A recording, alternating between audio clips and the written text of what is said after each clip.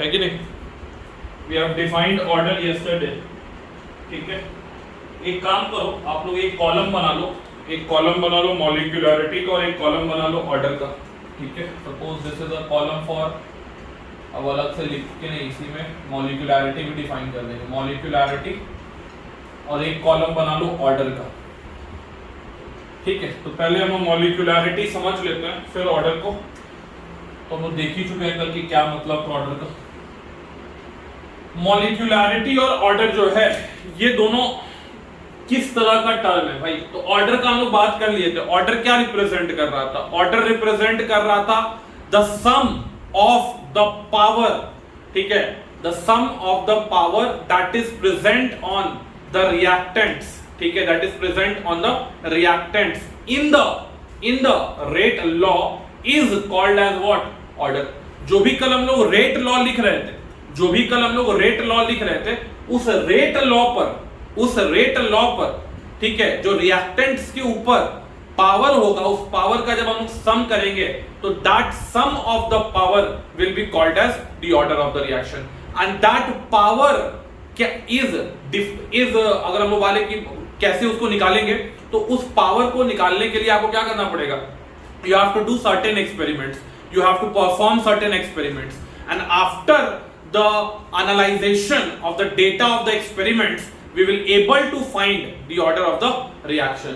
तो पहला ऑर्डर का ही कॉलम लिख लो कि order of the reaction is defined as order of the reaction is defined as order of the reaction is defined as order of the reaction is defined as the sum of the powers, the sum of the powers on the reactant terms, on the reactant terms, on the reactant terms, on the reactant terms, on the reactant terms, on the reactant terms in the given rate law, in the given rate law, in the given rate law, in the given rate law.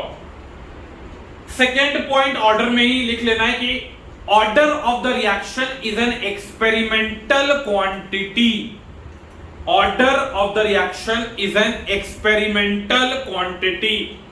Order of the reaction कैसा quantity है यार? It is an experimental quantity, it is an experimental quantity. Order of the reaction is an experimental quantity. Next, क्या order elementary और complex दोनों reaction के लिए defined है, या सिर्फ it is defined for elementary reaction only? क्या बोलोगे इसमें? ऑर्डर क्या हम लोग elementary as well as complex दोनों का निकाल सकते हैं कि सिर्फ एलिमेंट्री का निकाल सकते हैं? जल्दी बताओ। दोनों का निकाल सकते हैं, because it is an experimental term. An experimental जब चीज है तो वो सारी रिएक्शंस का निकल सकता है, वो एलिमेंट्री रिएक्शंस का भी निकल सकता है, और कॉम्प्लेक्स रिएक्शंस का भी हम लोग ऑर्डर जो है वो इजीली कैलकुलेट कर सकते हैं। कोई बहुत बड़ा चीज नहीं है, उस पर हम लोग क्वेश्चन भी बनाएंगे। तो ऑर्डर ऑफ द रिएक्शंस लिख लो, can be determined, can be determined, can be determined for, can be determined for, can be determined for elementary as well as elementary as well as complex reaction, elementary as well as complex reaction। पहला का experimental term है, दूसरा elementary और complex दोनों के लिए defined है। Elementary और कॉम्प्लेक्स दोनों के लिए डिफाइंड भी है और दोनों के लिए आप इसको डिटरमाइन भी कर सकते हैं। क्लियर सबको? थर्ड केस ऑर्डर जो है, चूंकि ये एक्सपेरिमेंटल क्वांटिटी है, तो कल ही हम लोग देख लिए थे कि अगर रिएक्शन एलिमेंट्री है, अगर रिएक्शन एलिमेंट्री है तो ऑर्डर और मॉलिक्यूलैरिटी बराबर होगा या नहीं होगा? यस सर, 100% ऑर्डर और मॉलिक्यूलरिटी विल बी सेम 100%। तो लिख लो थर्ड स्टेटमेंट कि if the reaction is an elementary reaction, अगर आपका रिएक्शन एक एलिमेंट्री रिएक्शन है तब बेटा गंगाधरी शक्तिमान है, ठीक है। यानी कि ऑर्डर इज इक्वल टू क्या, molecularity, and molecularity is equal to क्या, ऑर्डर। क्लियर है भाई? And this will be equal to what, this will be equal to what, stoichiometric coefficient. ये किसके बराबर होगा, स्टोइकियोमेट्रिक कोएफिशिएंट के बराबर होगा। एलिमेंट्री रिएक्शन जो है अगर है तो ये सब एकदम आएगा स्टेटमेंट में, एग्जाम में, और उस समय दिमाग नहीं खुला तो बहुत दिक्कत हो जाएगा बेटा। अगर एलिमेंट्री रिएक्शन है, कॉमन सेंस, उस रिएक्शन का ऑर्डर और उस रिएक्शन का मॉलिक्यूलरिटी बराबर होगा, किसके बराबर होगा, स्टोइकियोमेट्रिक कोएफिशिएंट के बराबर होगा। क्लियर है सबको ये पॉइंट? चौथा पॉइंट, ठीक है, पहला एक्सपेरिमेंटल था, दूसरा एलिमेंट्री के लिए भी डिफाइंड है, कॉम्प्लेक्स के लिए भी डिफाइंड है, तीसरा अगर एलिमेंट्री है, गंगाधरी शक्तिमान है, मतलब order is equal to molecularity है, और ये किसके बराबर है, स्टोइकियोमेट्रिक कोएफिशिएंट के बराबर है। नेक्स्ट, अगर मुझे नहीं पता है कि ऑर्डर मतलब रिएक्शन किस टाइप का है, अगर मुझे नहीं पता है कि रिएक्शन किस टाइप का है, तो क्या हम बोल सकते हैं कि order is equal to molecularity, yes और नो? नो सर, हम लोग को फिर एक्सपेरिमेंट करना पड़ेगा। और जब तुम करोगे experiment, in that case what you will going to observe कि ऑर्डर आ रहा है 0, ऑर्डर आ रहा है इंटीजर, ऑर्डर आ रहा है फ्रैक्शनल। मतलब ऑर्डर 0 भी हो सकता है, मतलब ऑर्डर इंटीजर भी हो सकता है, positive as well as negative. यानी ऑर्डर पॉजिटिव हो सकता है, ऑर्डर नेगेटिव हो सकता है, ऑर्डर 0 हो सकता है, ऑर्डर फ्रैक्शनल हो सकता है। क्लियर है? यस और नो? लिख लो, as order is an experimentally determined quantity, as order is an experimentally determined quantity, therefore it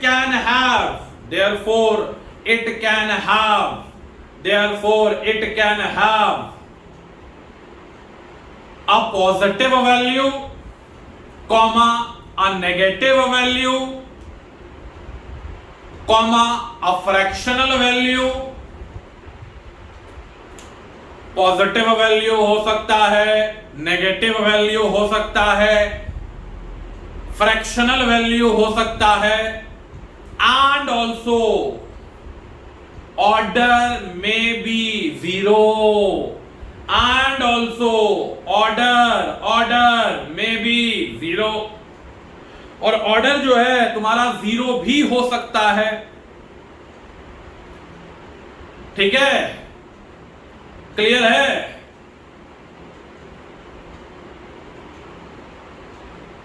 अब ऑर्डर क्या हो सकता है, मैं पूछूं ऑर्डर -1 हो सकता है क्या? क्या बोलोगे? Yes sir. ऑर्डर +1 हो सकता है क्या? ऑर्डर 0 हो सकता है क्या? ऑर्डर 1/2 हो सकता है क्या? ऑर्डर 1/5 हो सकता है क्या?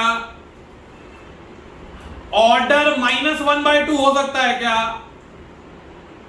सब हो सकता है सर, सब हो सकता है, ठीक है। ऑर्डर कुछ भी हो सकता है, because it is an experimental determined quantity. अब देख, हम लोग को पता है कि एलिमेंट्री रिएक्शन का जो ऑर्डर होगा, एलिमेंट्री रिएक्शन का जो ऑर्डर होगा, एलिमेंट्री रिएक्शन का ऑर्डर क्या 0, क्या फ्रैक्शनल, क्या नेगेटिव हो सकता है? अरे भैया जल्दी, बाकी लोगों का दिमाग खुला कि नहीं खुला? एलिमेंट्री रिएक्शन का ऑर्डर मैंने क्या बोला, नेगेटिव हो सकता है, 0 हो सकता है, फ्रैक्शनल हो सकता है। नहीं, क्योंकि एलिमेंट्री रिएक्शन का तो ऑर्डर उसके स्टोइकियोमेट्रिक कोएफिशिएंट पे डिपेंड करता है, उसके स्टोइकियोमेट्रिक कोएफिशिएंट के बराबर होता है। मतलब हम लोग बुक में ये सब चीज नहीं लिखा हुआ रहेगा, इधर तुमको एनालाइज करना पड़ेगा। आईआईटी यही मांगता है कि तुम एनालाइज कर पाते हो कि नहीं, हर कुछ किताबों में नहीं लिखा जा सकता है। अब तुमको दिख गया, क्या दिख गया? ऑर्डर नेगेटिव, तुमको दिख गया ऑर्डर फ्रैक्शनल, तुमको दिख गया ऑर्डर जीरो, तो तुम कंफर्म होके बोल सकते हो कि ये पर्टिकुलर रिएक्शन कैसा रिएक्शन है? कॉम्प्लेक्स। वेरी गुड, हम लोग एकदम सीना तान के बोल सकते हैं कि ये जो रिएक्शन है, अगर इस रिएक्शन का ऑर्डर जीरो हुआ, अगर नेगेटिव हुआ, अगर फ्रैक्शनल हुआ, तो बम बम कॉम्प्लेक्स रिएक्शन है। और अगर क्या उसका मान लो कि ऑर्डर का वैल्यू पॉजिटिव इंटीजर आ रहा, 1 2 3 4, तो क्या बोलोगे? ऑर्डर क्या कॉम्प्लेक्स है, ऑर्डर क्या एलिमेंट्री है, क्या बोलोगे? दोनों हो सकता है। वेरी गुड, दोनों हो सकता है। ऑर्डर उस केस में, ऑर्डर अगर 1 2 3 4 यानी नेचुरल नंबर आ रहा है तो कोई जरूरी नहीं है, यानी कि यहां पे एलिमेंट्री रिएक्शन का तो होगा ही होगा, लेकिन कॉम्प्लेक्स रिएक्शन का ऐसा कुछ नहीं है कि उसका ऑर्डर नेचुरल नंबर नहीं हो सकता है। क्लियर है बात? तो हम लोग एकदम सिद्ध चीज लिखेंगे। सिद्ध चीज ये है, order zero, order negative, order fractional, order zero, order negative, order fractional, order fractional. ठीक है, ऑर्डर फ्रैक्शनल में 100% रिएक्शन इज क्या जी? 100% सर, 100% सर रिएक्शन क्या है? कॉम्प्लेक्स है। नोट करो, ध्यान रखो, ये तो लिखवा ही नहीं कि order can be positive, negative, fractional. ये स्टेटमेंट हो गया ना? हाँ, जल्दी नोट करो, जल्दी नोट करो।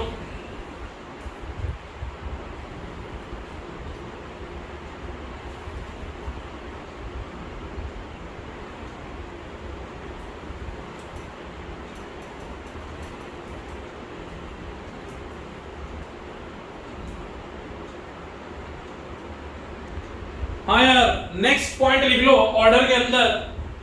ठीक है, नेक्स्ट पॉइंट लिख लो पहले ऑर्डर के अंदर कि order of the reaction depends upon temperature and pressure.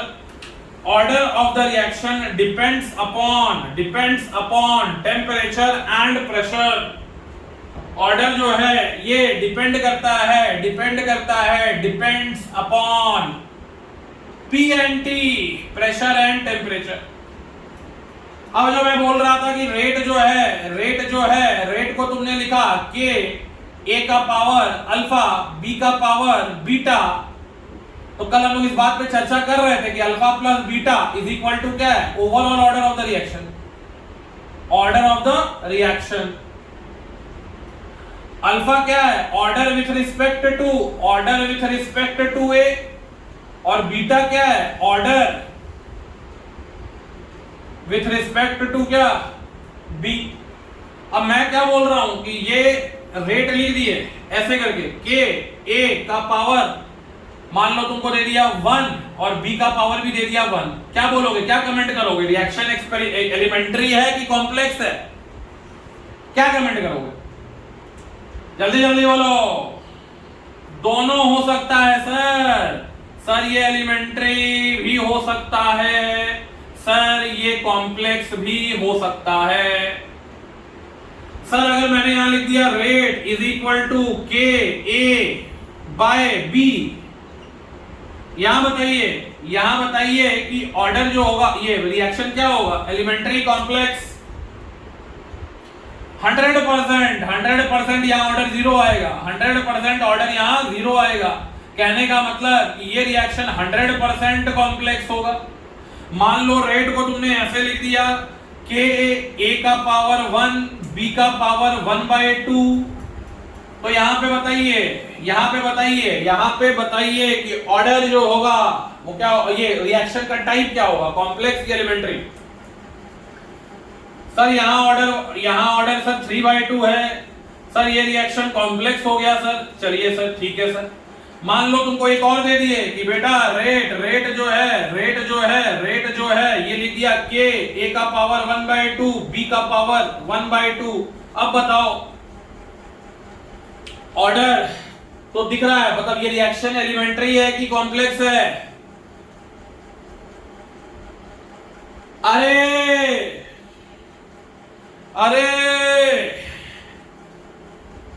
आकाश है नीला, सूरजमुखी है पीला, पानी है गीला, तुम्हारे दिमाग का स्क्रू बहुत ज्यादा है ढीला। ठीक है, काहे ढीला रे? अरे हाफ ए, कभी भी स्टाइकियोमेट्रिक बैलेंस्ड रिएक्शन में हाफ ए रिएक्ट करता है क्या? आधा टुकड़ा रिएक्ट करता है क्या? गजब दिमाग लगा रहे हो यार। कोई भी जोड़ दिए, सर ऑर्डर तो 1 आ गया। अरे बेटा ऑर्डर 1 आ गया तो तुम ऑर्डर 1 देख के बोल दिए कि may be complementary, may be complex, may be elementary. 100% ये रिएक्शन क्या होगा? कॉम्प्लेक्स होगा। एलिमेंट्री में क्या 1/2 लिखेंगे क्या? हाफ ए रिएक्ट करेगा क्या? आधा टुकड़ा ए का आधा टुकड़ा बी के साथ कोलाइड करेगा क्या?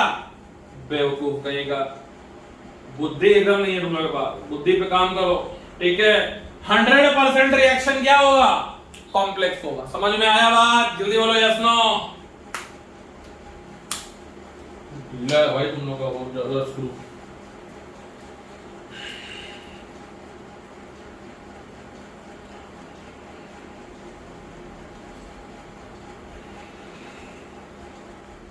अगर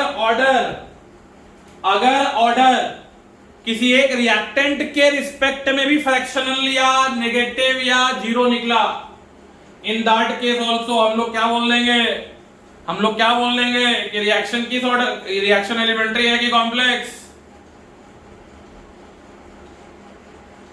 100% रिएक्शन कॉम्प्लेक्स होगा। तो इतना चीज जो है, अब तुमको कोई ऑर्डर के बारे में कोई भी चीज पूछे तो तुम उसको पूरा अच्छी तरह से ड्रिल कर सकते हो। ठीक है ना, तुमको हर चीज मालूम हो चुका है, और जो चीज पॉइंट बताए वो पॉइंट जो है दिमाग में रखना है।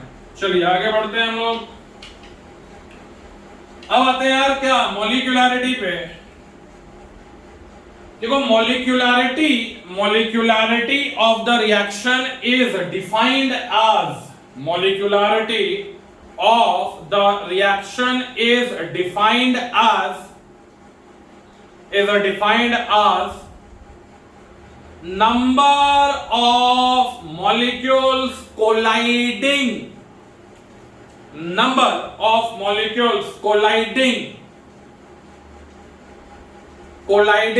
in the same plane।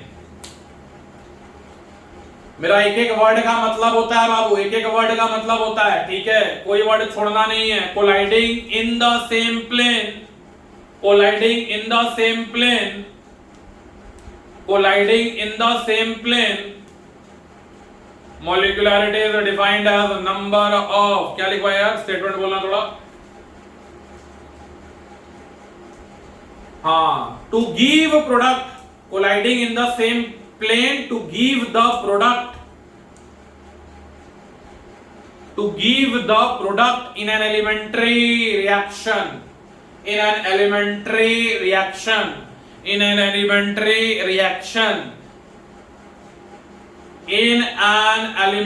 reaction is called as molecularity।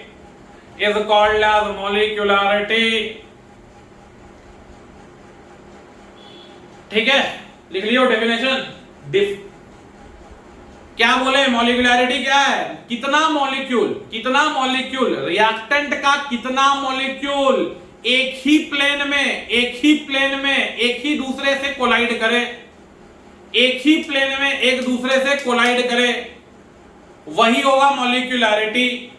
तो सेम प्लेन में कोलाइड होना जरूरी है। सेम प्लेन नहीं बोलेंगे तो मॉलिक्यूलैरिटी को डिफाइन नहीं करेंगे।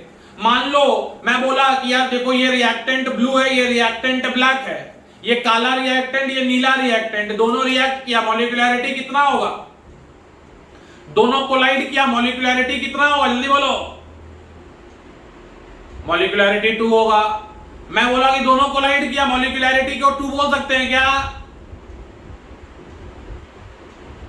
नहीं बोल सकते हैं, because they are not colliding in the same plane, ये दोनों ऐसे कोलाइड कर रहा है, क्या इसको हम लोग मॉलिक्यूलैरिटी 1 बोल सकते, मॉलिक्यूलैरिटी 2 बोल सकते हैं क्या? नहीं सर, सर ये ऐसे कोलाइड कर रहा है, मॉलिक्यूलैरिटी 2 बोल सकते हैं क्या? सर ये ऐसे कोलाइड कर रहा है, मॉलिक्यूलैरिटी 2 बोल सकते हैं क्या? सर कौवा उड़, सर मैना उड़, सर तितली उड़, अरे नलायक जाके दीवार पे सर मार ले अपना। नो सर, ये सेम प्लेन में नहीं है दोनों, ये सेम प्लेन में नहीं है दोनों, this is not present in the same plane. जल्दी बोलो, गजब बात कर रहे हो यार। अरे दिमाग ऐसे करके जाओ दीवार पे, ऐसे करके 3-4 बार मारो, बहुत कम आईक्यू है तुम लोग का, स्क्रू पूरा ढीला है। खाली व्हाट्सएप पे लड़की को हाय हेलो यही भेजने में तुम पूरा दिमाग लगाते हो कि कौन सा इमोजी भेजे। यहाँ पे नहीं चल रहा है दिमाग, बैठा हुआ है, सोए हुआ है दारू पी के। अरे नलायक आदमी, पूरा दिमाग खराब कर देता है। इतना सिंपल चीज, इतना सिंपलिस्टिक वे में समझा रहे हैं ताकि दिमाग में जब मरते हुए भी रहो ना तो याद रहे कि हाँ मॉलिक्यूलैरिटी क्या चीज थी। मॉलिक्यूलैरिटी की नहीं कि किसी को टकरा दिए, ठीक है, तो हो गया मॉलिक्यूलैरिटी 2 हो गया। समझ में आ रहा बात? Yes sir. अब मुझे बताओ कि क्या एक साथ एक ही प्लेन में, एक साथ एक ही प्लेन में एक समय पर कितना मॉलिक्यूल कोलाइड कर सकता है? मतलब मैं तुमसे ये पूछ रहा हूं कि मैक्सिमम किसी रिएक्शन का मॉलिक्यूलैरिटी कितना हो सकता है?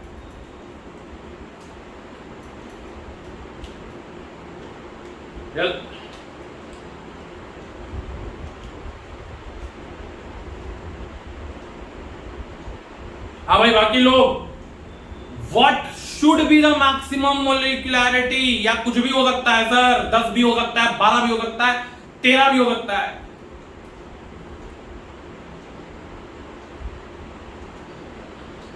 मैक्सिमम 3 हो सकता है क्योंकि एक साथ एक प्लेन में मात्र कितना मॉलिक्यूल कोलाइड कर सकता है भाई? 3 मॉलिक्यूल कोलाइड कर सकता है। चौथा मॉलिक्यूल जब आएगा, चौथा मॉलिक्यूल घुसाओगे तो हम क्या देख रहे हैं कि चौथा इस दोनों से कोलाइड कर रहा है, इसके साथ कोलाइड कर पाएगा क्या? अरे 1 2 के साथ भी कर रहा है, 3 के साथ भी कर रहा है, 2 1 के साथ भी कर रहा है, 3 के साथ भी कर रहा है, 3 1 के साथ भी कर रहा है, 2 के साथ भी कर रहा है। तुम अगर चौथा यहां पे घुसाओगे 1 2 3 4, तो यार ये हो गया 1, ये हो गया 2, ये हो गया 3, ये हो गया 4। क्या 2 4 के साथ कोलाइड कर रहा है क्या? जब नहीं कर रहा है तो सर क्या मॉलिक्यूलैरिटी मैक्सिमम कितना हो सकता है? मैक्सिमम 3 मॉलिक्यूलैरिटी हो सकता है। कहने का मतलब है कि एक साथ 3 मॉलिक्यूल आपस में म्यूचुअली कोलाइड कर सकते हैं, यानी कि मॉलिक्यूलैरिटी का वैल्यू ठीक है बिलोंग्स टू 1 2 3। और ये जैसे ही तुमने लिखा, क्या यहां फ्रैक्शनल वैल्यू अलाउड है? नेगेटिव तो मैंने अलाउ किया ही नहीं कि नेगेटिव तो हो ही नहीं सकता है, 0 भी हो नहीं सकता है। तो यहां पे लिख लेना no fractional value allowed, no fractional value is allowed. कोई फ्रैक्शनल वैल्यू अलाउड ही नहीं है। मॉलिक्यूलैरिटी सर 1 हो सकता, मॉलिक्यूलैरिटी 2 हो सकता, या मॉलिक्यूलैरिटी कितना हो सकता है? 3 हो सकता है। समझ में आया? स्क्रू ढीला, आसमान नीला, पानी गीला, सूरजमुखी पीला, तुम लोग का दिमाग ढीला। बाप रे बाप, कैसी नींद तुम लोग। हो गया भाई, लिख लिया ये स्टेटमेंट 1 से 3। No fractional value is allowed. अभी तो बाप रे न्यूमेरिकल पे ही नहीं है, अभी तो लोग कंसेप्ट ही में समझाने में मतलब ये हो जा रहा है। समझ में आ रहा है तुम लोगों को? बाप रे बाप, सही है सही है, कुछ बोलेंगे भी नहीं। जो करना है करो, दारू पियो, मौज काटो। चलो यार इसको हटा रहे हैं। समझ में आ गया सबको जितना लिखा है? ठीक है, मॉलिक्यूलैरिटी लिख लो। मॉलिक्यूलैरिटी क्या? मॉलिक्यूलैरिटी value will always be, molecularity value will always be a natural number. molecularity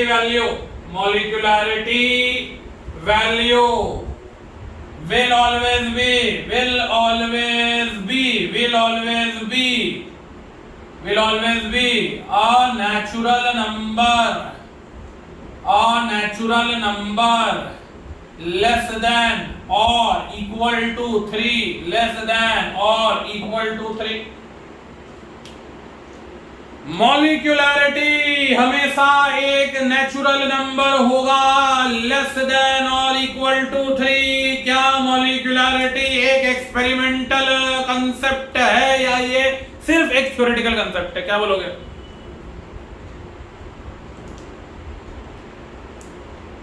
sir it is only a theoretical concept, क्योंकि सर आज तक किसी को नहीं दिखा है कि मॉलिक्यूल, हाँ सर हमको दिख रहा है कि मॉलिक्यूल कोलाइड हो रहा है, नहीं दिख रहा है. जब वो चीज हम देख नहीं सकते हैं, जब तक हम लोग एक्सपेरिमेंट में माइक्रोस्कोप से पकड़ नहीं सकते हैं, तो ये बोलेंगे कि ऑर्डर जो है वो तो एक्सपेरिमेंटल डिटरमाइंड क्वांटिटी था या एक्सपेरिमेंटल कंसेप्ट था, लेकिन मॉलिक्यूलरिटी जो है वो 100, 200, 300% एक थ्योरेटिकल कंसेप्ट है. मॉलिक्यूलरिटी क्या है? एक थ्योरेटिकल कंसेप्ट है. It is a theoretical concept. ये तुम्हारा एक थ्योरेटिकल कंसेप्ट है, ये तुम्हारा एक थ्योरेटिकल कंसेप्ट है. थ्योरेटिकल.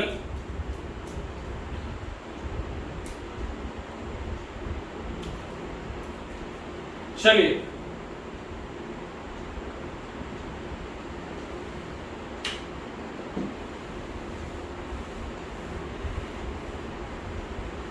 देखो यार, अब तुमसे कोई पूछे कि molecularity is defined only for elementary reaction, तो तुम इस स्टेटमेंट को ट्रू बोलोगे या इस स्टेटमेंट को फॉल्स बोलोगे? क्या बोलोगे?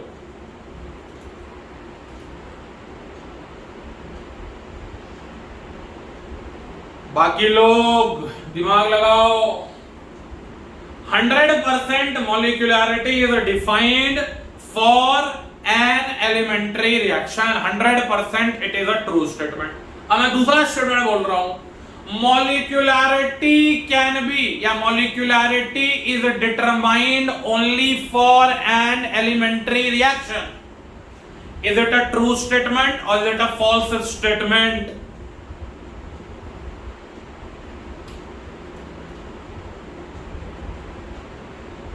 Molecularity is determined only for elementary reaction. Is it a true statement or a false statement? जल्दी बोलो यार, इतना टाइम नहीं है.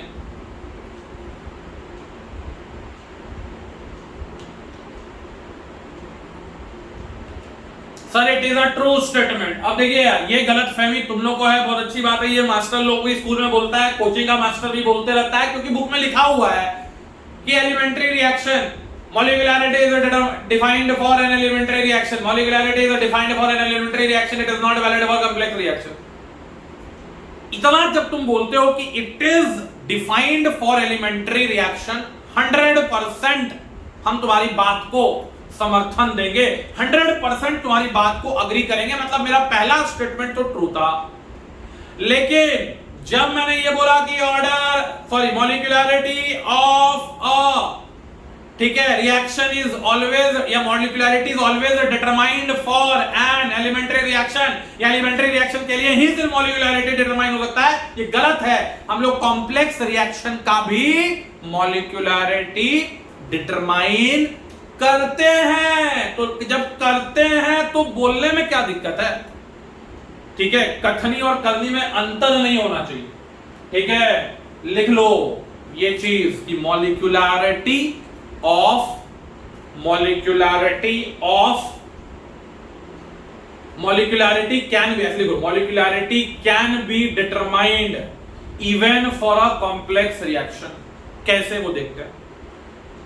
Molecularity can be determined even for a complex reaction. एक कॉम्प्लेक्स रिएक्शन का भी सीना चौड़ा करके हम लोग क्या निकाल सकते हैं?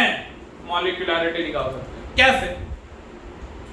तुम्हारे पास एक रिएक्शन था, याद होगा, H2O2 टूटा था, टूट के बनाया था 2H2O प्लस O2।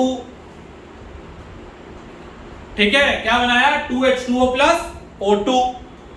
अब हम लोग को पता है कि क्या ये एलिमेंट्री था, कल बताए थे, जल्दी बोलो। कॉम्प्लेक्स रिएक्शन था। तो ये हो गया, टूटा कैसे था अगर हम लोग बात करें, ये टूटा था H2O H2O2, ये टूटा था H2O प्लस O, अब O प्लस O, ये हो गया तुम्हारा O2। मतलब यार इस कॉम्प्लेक्स रिएक्शन को हम दो एलिमेंट्री रिएक्शन की तरह तो लिख सकते हैं ना, ये दोनों तो एलिमेंट्री है ना अपने आप में। अब लेकिन यहां पे मॉलिक्यूलैरिटी 1, यहां मॉलिक्यूलैरिटी 2, इस रिएक्शन का मॉलिक्यूलैरिटी 1 बोले कि 2 बोले, आदमी लोग बोल देता है कि अरे यार मॉलिक्यूलैरिटी कॉम्प्लेक्स के लिए बना ही नहीं है। गलत। तुमको बुद्धि कम है तो तुमको नहीं समझ में आया तो बोलो कि नहीं समझ में आता है। गलत ज्ञान नहीं बांटना है, ठीक है। हमको जब तक भगवान नहीं दिखेंगे भैया, हम बोले नहीं दिखा हमको, देखना है भगवान को, ठीक है। थोड़ी सबको जाके बोलेंगे कि नहीं भगवान होते ही नहीं है, देखना है यार, होते हैं तुमको देखना है एक बार। तो तुमको जो चीज नहीं दिखा, तुमको दिखा कि यहाँ 2 यहाँ 1, तुमको दिमाग में अच्छा लगा कि तो 1 बोले कि 2 बोले, तो तुम बोल रहे नहीं मॉलिक्यूलैरिटी को डिटरमाइन नहीं कर सकते हैं कॉम्प्लेक्स रिएक्शन के लिए। गलत है। मॉलिक्यूलैरिटी को हम लोग कॉम्प्लेक्स रिएक्शन के लिए भी लिखते हैं, डिटरमाइन करते हैं। कैसे? हमको बस तुम इतना बता दो कि इन दोनों में कौन फास्ट है कौन स्लो है। तो अगर मान लो नहीं भी दिया तो बता सकते हैं। जैसे यहां में नेसेंट ऑक्सीजन बन रहा है, जनरली जिस रिएक्शन में नेसेंट ऑक्सीजन बनता है वो रिएक्शन क्या होता है? स्लो होता है। जल्दी बोलो यस और नो। नेसेंट ऑक्सीजन अनस्टेबल है, फिर नेसेंट ऑक्सीजन बना दोनों कंबाइन करने की एकदम टेंडेंसी में रहेगा, तुरंत क्या बनाएगा? O2, यानी कि ये स्टेप क्या है? फास्ट है। मतलब ये वाला स्टेप क्या हो गया? रेट डिटरमाइनिंग स्टेप हो गया, ये हो गया फास्ट। अब हम लोग क्या बोलेंगे कि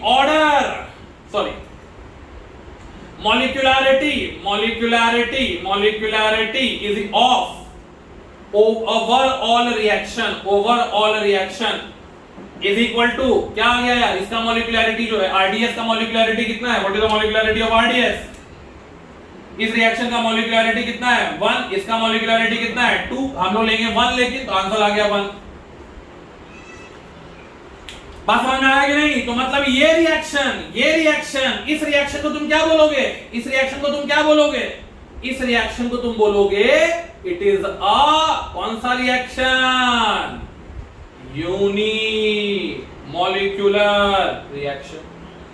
अरे तुम लोग तो अब ऑर्गेनिक पढ़ लिए हो, तुम लोग तो अब SN2 पढ़ लिए हो। SN2 रिएक्शन तो क्या था? कॉम्प्लेक्स रिएक्शन था। सॉरी, SN1 रिएक्शन क्या था? कॉम्प्लेक्स रिएक्शन था। SN1 रिएक्शन जो था वो कॉम्प्लेक्स रिएक्शन था, 2 स्टेप में होता था, 2 स्टेप में। तो उसको काहे बोलते थे? यूनिमॉलिक्यूलर न्यूक्लियोफिलिक सब्स्टिट्यूशन रिएक्शन है sir.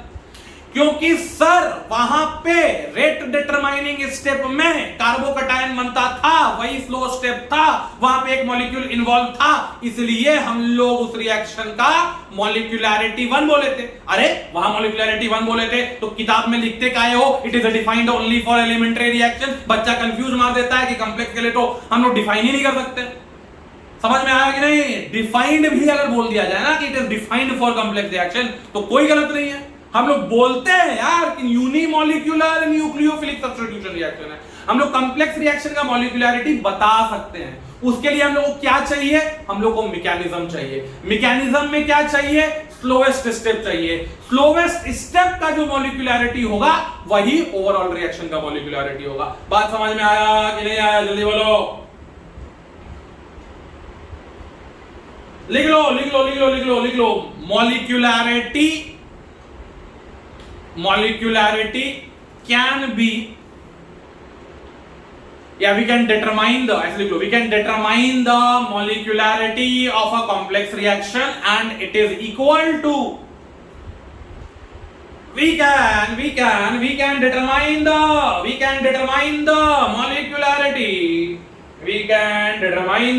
molecularity of a complex reaction and it will be equal to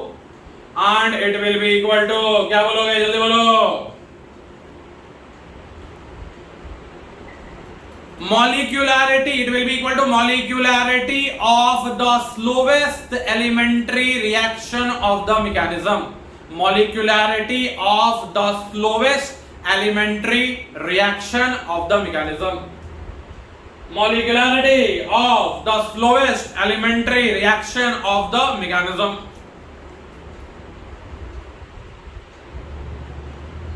note कर लो इस इलस्ट्रेशन को जल्दी से।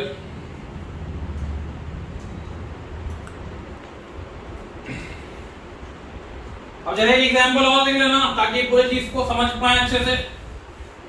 जैसे एक एग्जांपल और ले लेते हैं, एक एग्जांपल और ले लेते हैं।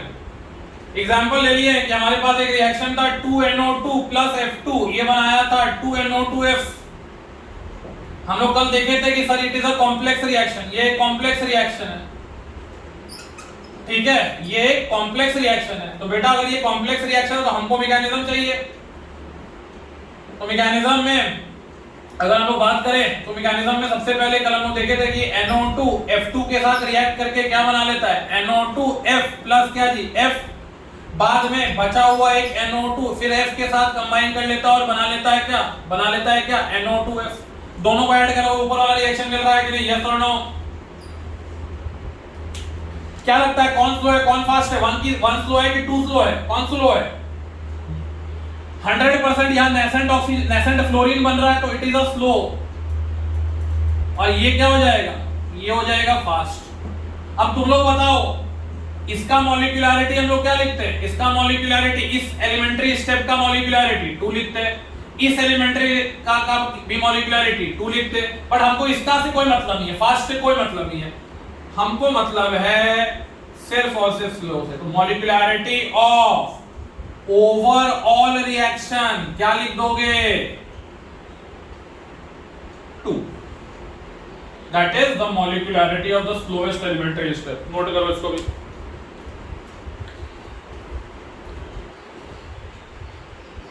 तुम ज्यादा दिमाग मत लगाओ, ज्यादा दिमाग नहीं है तो मत लगाओ ज्यादा दिमाग। क्या जी हम लोग को दिखता है क्या कोलिजन होते हुए, जल्दी बताओ सबको। जब कोलिजन होते हुए दिखता ही नहीं है, पता ही नहीं है कि कितना मॉलिक्यूल कोलाइड कर रहा है, तो क्या ये कॉन्सेप्ट को हम लोग प्रैक्टिकली एक्सपेरिमेंटल बोल सकते हैं? सिंपल सा बात है। अब इसमें कोई रॉकेट साइंस है नहीं, अब ये रॉकेट साइंस नहीं समझ में आ रहा है तो पता ही है कि क्या करना है, ठीक है। चलो घुटना पे थोड़ा सा करके तेल लगा देना, ठीक हो जाएगा। चलो आगे बढ़ते हैं यार हम लोग। अब आते हैं हम लोग नेक्स्ट, ऑर्डर समझ गए, मॉलिक्यूलरिटी समझ गए। मॉलिक्यूलरिटी जो है, मॉलिक्यूलरिटी लिख लो, molecularity does not depend upon pressure and temperature. Molecularity pressure temperature पर डिपेंड नहीं करता है। Molecularity does not depends upon pressure and temperature. Molecularity does not depends upon pressure and temperature. Molecularity does not depends upon pressure and temperature. Clear है भैया? आगे बढ़ सकते हैं हम लोग।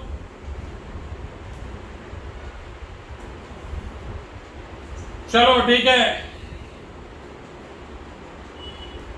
अब देखो, अब आते हैं हम लोग एक कंसेप्ट पे, हेडिंग डाल दो तुम लोग, pseudo order reaction. Pseudo order reaction, pseudo order reaction, heading डाल दो स्यूडो ऑर्डर रिएक्शन। हेडिंग डाल देंगे स्यूडो ऑर्डर रिएक्शन, हेडिंग डाल देंगे स्यूडो ऑर्डर रिएक्शन। मान लो कि मेरे पास एक रिएक्शन हो रहा था A, ये B से रिएक्ट कर रहा था और दे रहा था C प्लस D, ठीक है। हम बोले कि इसका जो कॉन्सेंट्रेशन मैंने लिया हुआ था, ये मान लो 1000 मोल्स ये प्रेजेंट था और इसका कॉन्सेंट्रेशन 10 मोल था, ठीक। अब रिएक्शन हुआ, रिएक्शन के बाद ये 0 हो गया, ये 10 बना, ये 10 बना और ये 1000 माइनस 10 मिला, यानी कि 990 हो गया, यानी कि 990 हो गया। अब मैं बोल रहा हूं कि this is an elementary step, ये एक एलिमेंट्री रिएक्शन हम लेके चल रहे हैं। This is a elementary reaction, हम मान के चल रहे हैं बेटा कि ये एक एलिमेंट्री रिएक्शन है। अब तुम लोग बताओ कि अगर ये एक एलिमेंट्री रिएक्शन है तो इसका ऑर्डर क्या होगा? 2। इसका ऑर्डर क्या होगा? 2। अरे ऑर्डर जो है वो क्या बताता है? ऑर्डर यही ना बताता है कि एक रिएक्टेंट के कॉन्सेंट्रेशन पर रेट कैसे डिपेंड करता है। ऑर्डर का पावर 1 यानी डायरेक्टली प्रोपोर्शनल है, ऑर्डर का पावर 2 मतलब उसके स्क्वायर के प्रोपोर्शनल है, ऑर्डर का पावर 1/2 मतलब उसका स्क्वायर रूट के प्रोपोर्शनल है। यही ना बता रहा है कि उसके कंसंट्रेशन को चेंज करेंगे तो रेट कैसे चेंज होगा। इसलिए हम इसको एक्सपेरिमेंटल क्वांटिटी बोलते हैं। जल्दी बोलो यस और नो। अब तुम बताओ कि ए का जो, अगर तुम समुद्र से 1 मग पानी निकाल लोगे तो क्या समुद्र का पानी कम हो जाएगा? नहीं होगा। मतलब ए का अगर तुम लोग देखो तो ए का कॉन्सेंट्रेशन में बहुत ज्यादा चेंज आया नहीं है।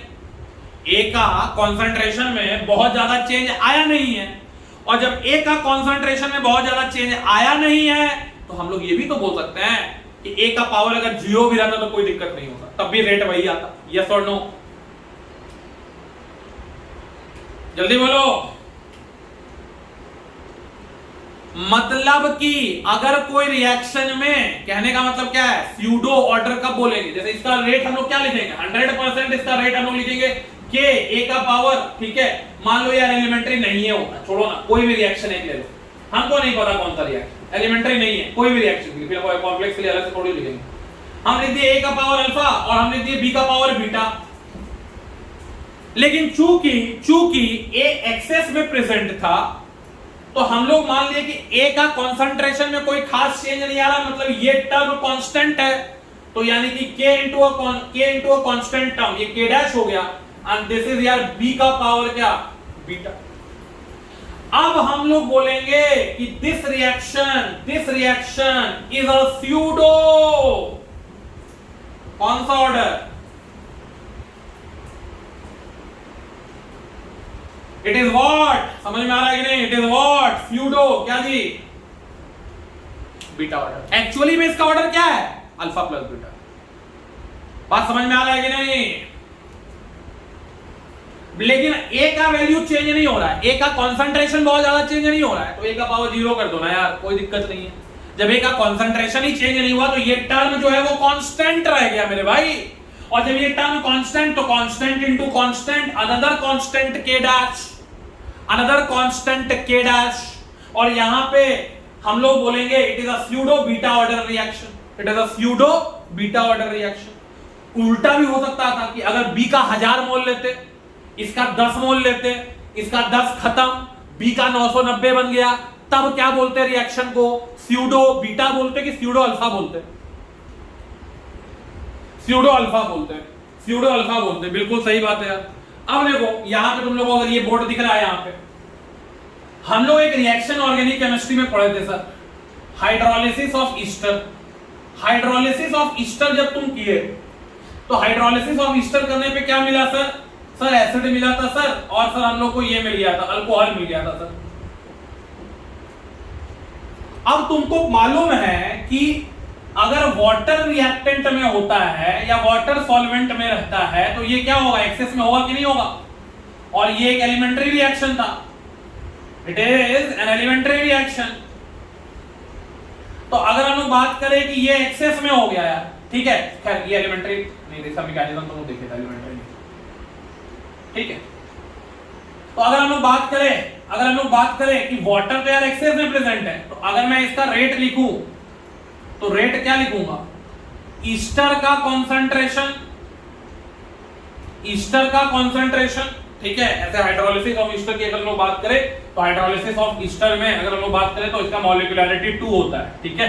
हम लोग देख भी मैकेनिज्म में देखे भी थे, याद होगा तुम लोगों को, BaC2 मैकेनिज्म, याद है कि नहीं, भूल गए? AaC2 मैकेनिज्म 1 भी होता था, लेकिन जनरली हम लोग ये वाला जो हाइड्रोलिसिस ऑफ ईस्टर का जो मोस्ट ऑफ द केस होता है, जो नॉर्मल केस था, जो स्पेशल केस था वहां नहीं, जो नॉर्मल केस था हाइड्रोलिसिस ऑफ ईस्टर का, याद करो उसमें मैकेनिज्म क्या आया था? AaC2, याद आ रहा है? AaC2 मॉलिक्यूलरिटी आ रहा था, ठीक है। मॉलिक्यूलरिटी सब ये कर रहे हैं, तो हम यहाँ पे ये बोल रहे हैं कि यार यहाँ पे इसका ऑर्डर 1, ठीक है, यहाँ पे निकाले एक्सपेरिमेंटली, इसका भी वैल्यू आया 1, बट चूंकि वाटर एक्सेस में है तो तुम ये बोलोगे कि ये जो ईस्टर है ये हो गया 1 और इसको तुम मान लिए कांस्टेंट, तो यहां आ जाएगा K डैश, ठीक है, ये टर्म हो गया कांस्टेंट, क्योंकि एक्सेस में इसका कंसंट्रेशन में कोई खास चेंज नहीं होगा। मतलब बेटा इसलिए बुक्स में देखना लिखा रहेगा कि हाइड्रोलिसिस ऑफ ईस्टर जो है, हाइड्रोलिसिस ऑफ ईस्टर जो होता है, हम लोग जितना डिटेल में हाइड्रोलिसिस पढ़े तो उतना बुक में नहीं लिखता है, बुक में एक ही मैकेनिज्म वाला हाइड्रोलिसिस की बात करता है। हाइड्रोलिसिस ऑफ ईस्टर जो है is what, is a pseudo, कितना ऑर्डर जी, स्यूडो फर्स्ट ऑर्डर रिएक्शन। तो स्यूडो फर्स्ट ऑर्डर रिएक्शन कब होगा, कोई तुमसे पूछ दिया एग्जाम में, वाइवा में कहीं आ गया कि बताओ यार स्यूडो का कंसेप्ट कहां से आता है या स्यूडो फर्स्ट ऑर्डर रिएक्शन क्या है, ये लिख देना उसके सामने, उसके मुंह पे, उसको हवा नहीं मारेगा, अरे बाप रे तो जनरलाइज कर दिया, pseudo alpha order, pseudo beta order. ये लिखने के बाद बोलना कि रुकिए, सब्र कीजिए, वेट करिए, आपको जो सुनना था वो भी बोल रहे हैं, हाइड्रोलिसिस ऑफ ईस्टर, और तब बोलना कि सुनिए आपको सिर्फ हाइड्रोलिसिस ऑफ ईस्टर पता है, हम पूरा ब्रह्मांड का कोई भी रिएक्शन दीजिए हम बता देंगे कंसंट्रेशन देखकर कि pseudo first, pseudo second, pseudo third कौन सा ऑर्डर का रिएक्शन होगा। क्लियर, सबको समझ में आ रहा है या नो? यही पूछता है, ठीक है, हाइड्रोलिसिस ऑफ ईस्टर स्कूल में। बताओ तो यार हाइड्रोलिसिस ऑफ या स्यूडो ऑर्डर रिएक्शन क्या होता है, लिख के एकदम आराम से ठंडा दिमाग से सांस लेना, फिर बोलना रुकिए रुकिए रुकिए रुकिए, आराम से समझाते हैं एकदम, ठीक है, और उसके बाद उसको अपना ज्ञान बांट देना। चलो नोट करो, molecularity greater than 1 है those reaction whose order is 1, whose order is 1 but molecularity is 2, but molecularity is 2, ये हो जाएगा pseudo first order. Pseudo second order क्या होगा, order is 2 but molecularity is 3। Clear है सबको? नोट करो नोट करो, तुम लोग तो जानते ही हो AaC2 मैकेनिज्म में 2 मॉलिक्यूल लिए थे हम लोग।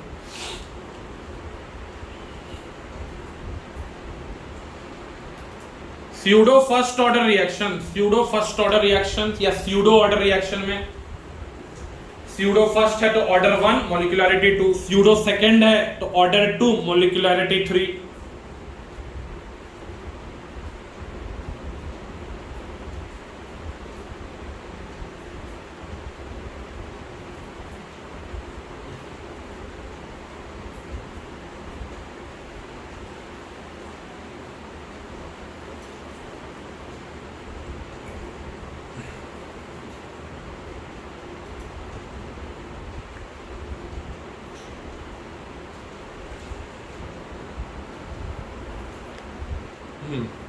चलो आगे बढ़ते हैं, अब क्या बच गया देख लो यार कैसे पढ़ा जाता है।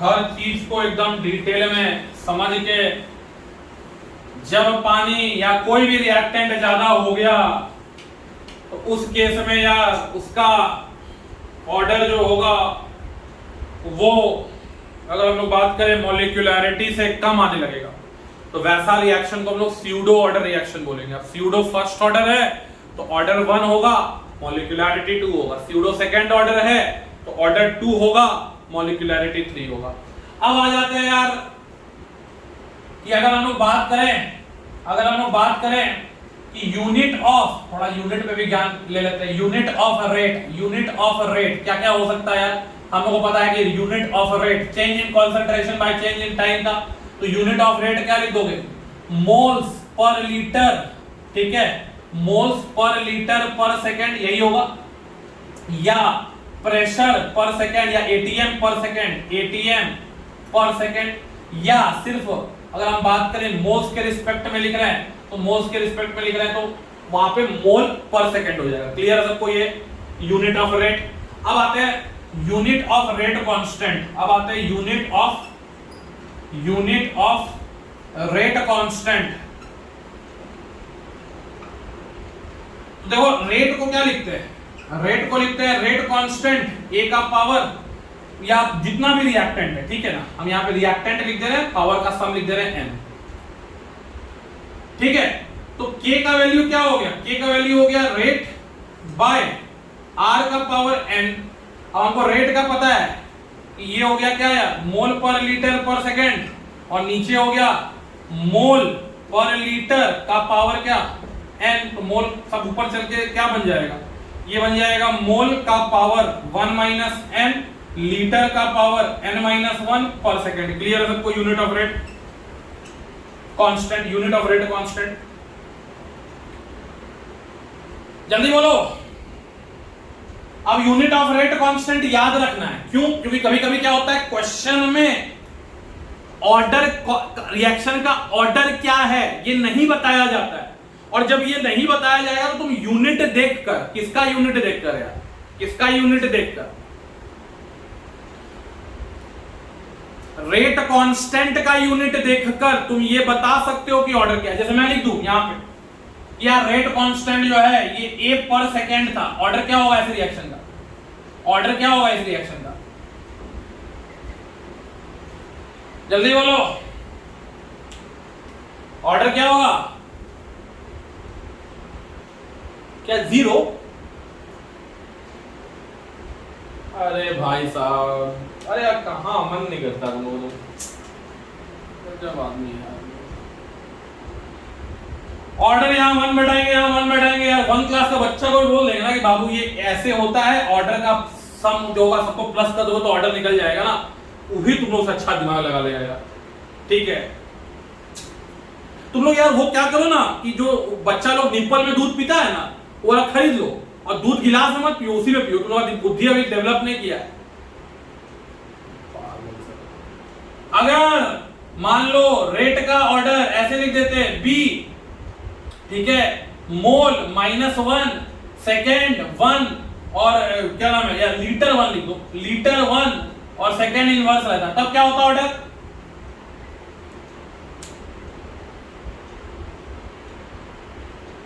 उधर नहीं दिख रहा है, ये बोलो ना यार नहीं दिख रहा है, ठीक है, इसको नोट करो, देखने का जरूरत भी नहीं है तुम लोग, कम दिमाग का आदमी सब।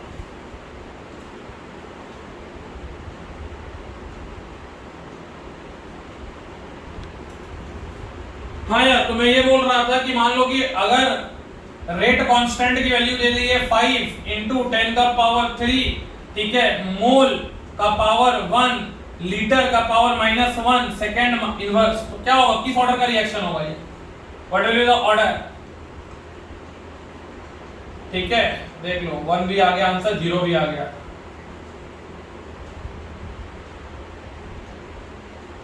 देख लो तुम लोग, what will be the order, अपने में देख लो क्या हाल है तुम लोग का, ऑर्डर 100%, यहाँ पे क्या आएगा 0, जिसको नहीं समझ में आया बेशरम की तरफ बोल दो कि नहीं सर हमको नहीं समझ में आया,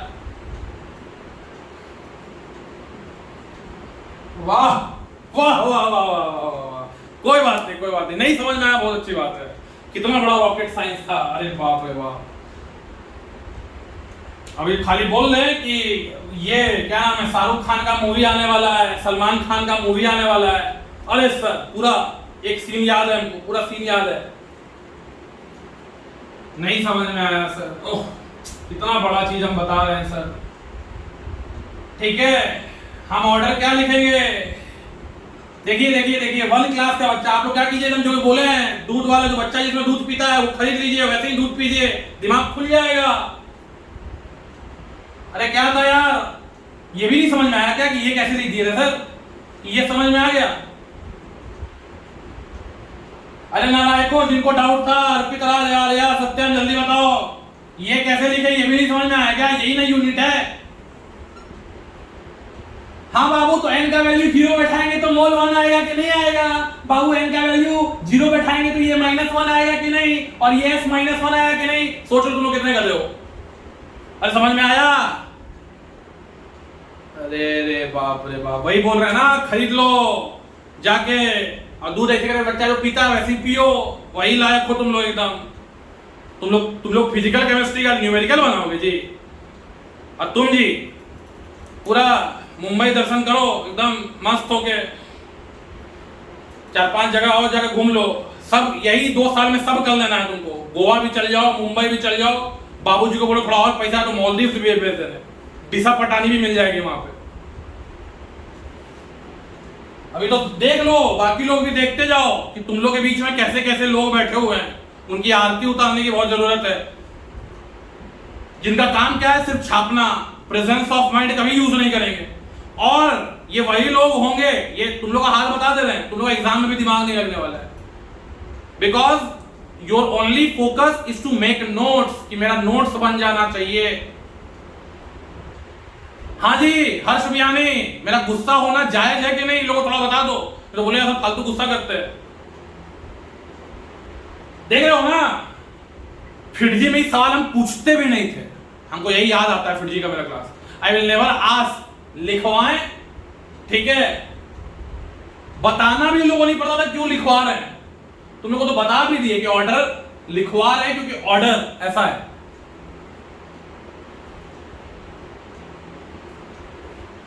दिन भर व्हाट्सएप, फेसबुक, यूट्यूब, फालतू चीज, खाली काम का चीज नहीं। सर घूम गया मेरा, बोले नहीं समझ में आया, अरे बाप रे बाप, n का वैल्यू 0। अरे यार ऐसे लिख दे तो समझ में आता है लोगों को, 1 - 0 बेटा, 1 - 0, 0 - 1, तब भी शायद समझ में आ जाता।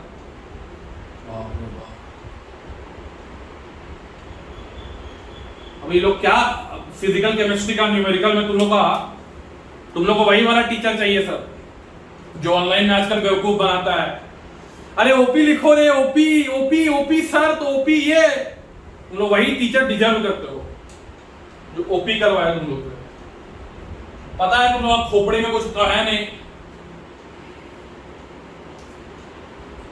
चलो आगे बढ़े, चलो यार बच्चा लोग के लिए कोई क्वेश्चन और लिख लेने दो, नहीं तो बच्चा लोग k = 5 * 1 लो 10 का पावर -3 लिख दिए मोल, ठीक है, लिख दिए मोल माइनस, ठीक है, मोल लिख दिए -1 लीटर 1 पर सेकंड। क्या होगा यार ऑर्डर इसका?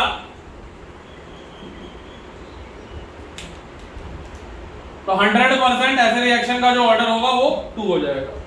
चलो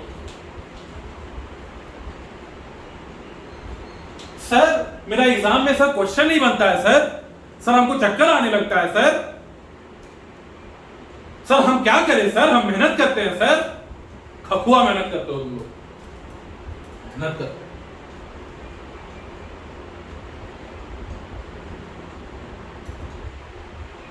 हो गया यार, आगे बढ़े।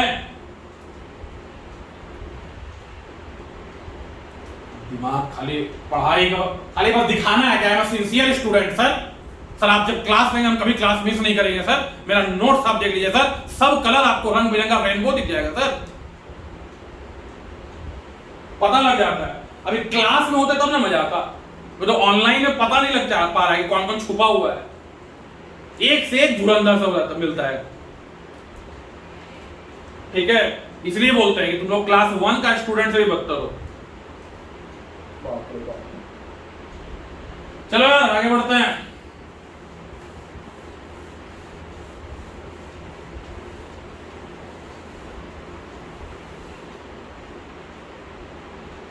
ठीक है, तो कॉलेज जाओगे ना, कॉलेज जाओगे तो जितना अपने आप को रजिस्ट करके रख पाओ तो रख पाओ, ठीक है।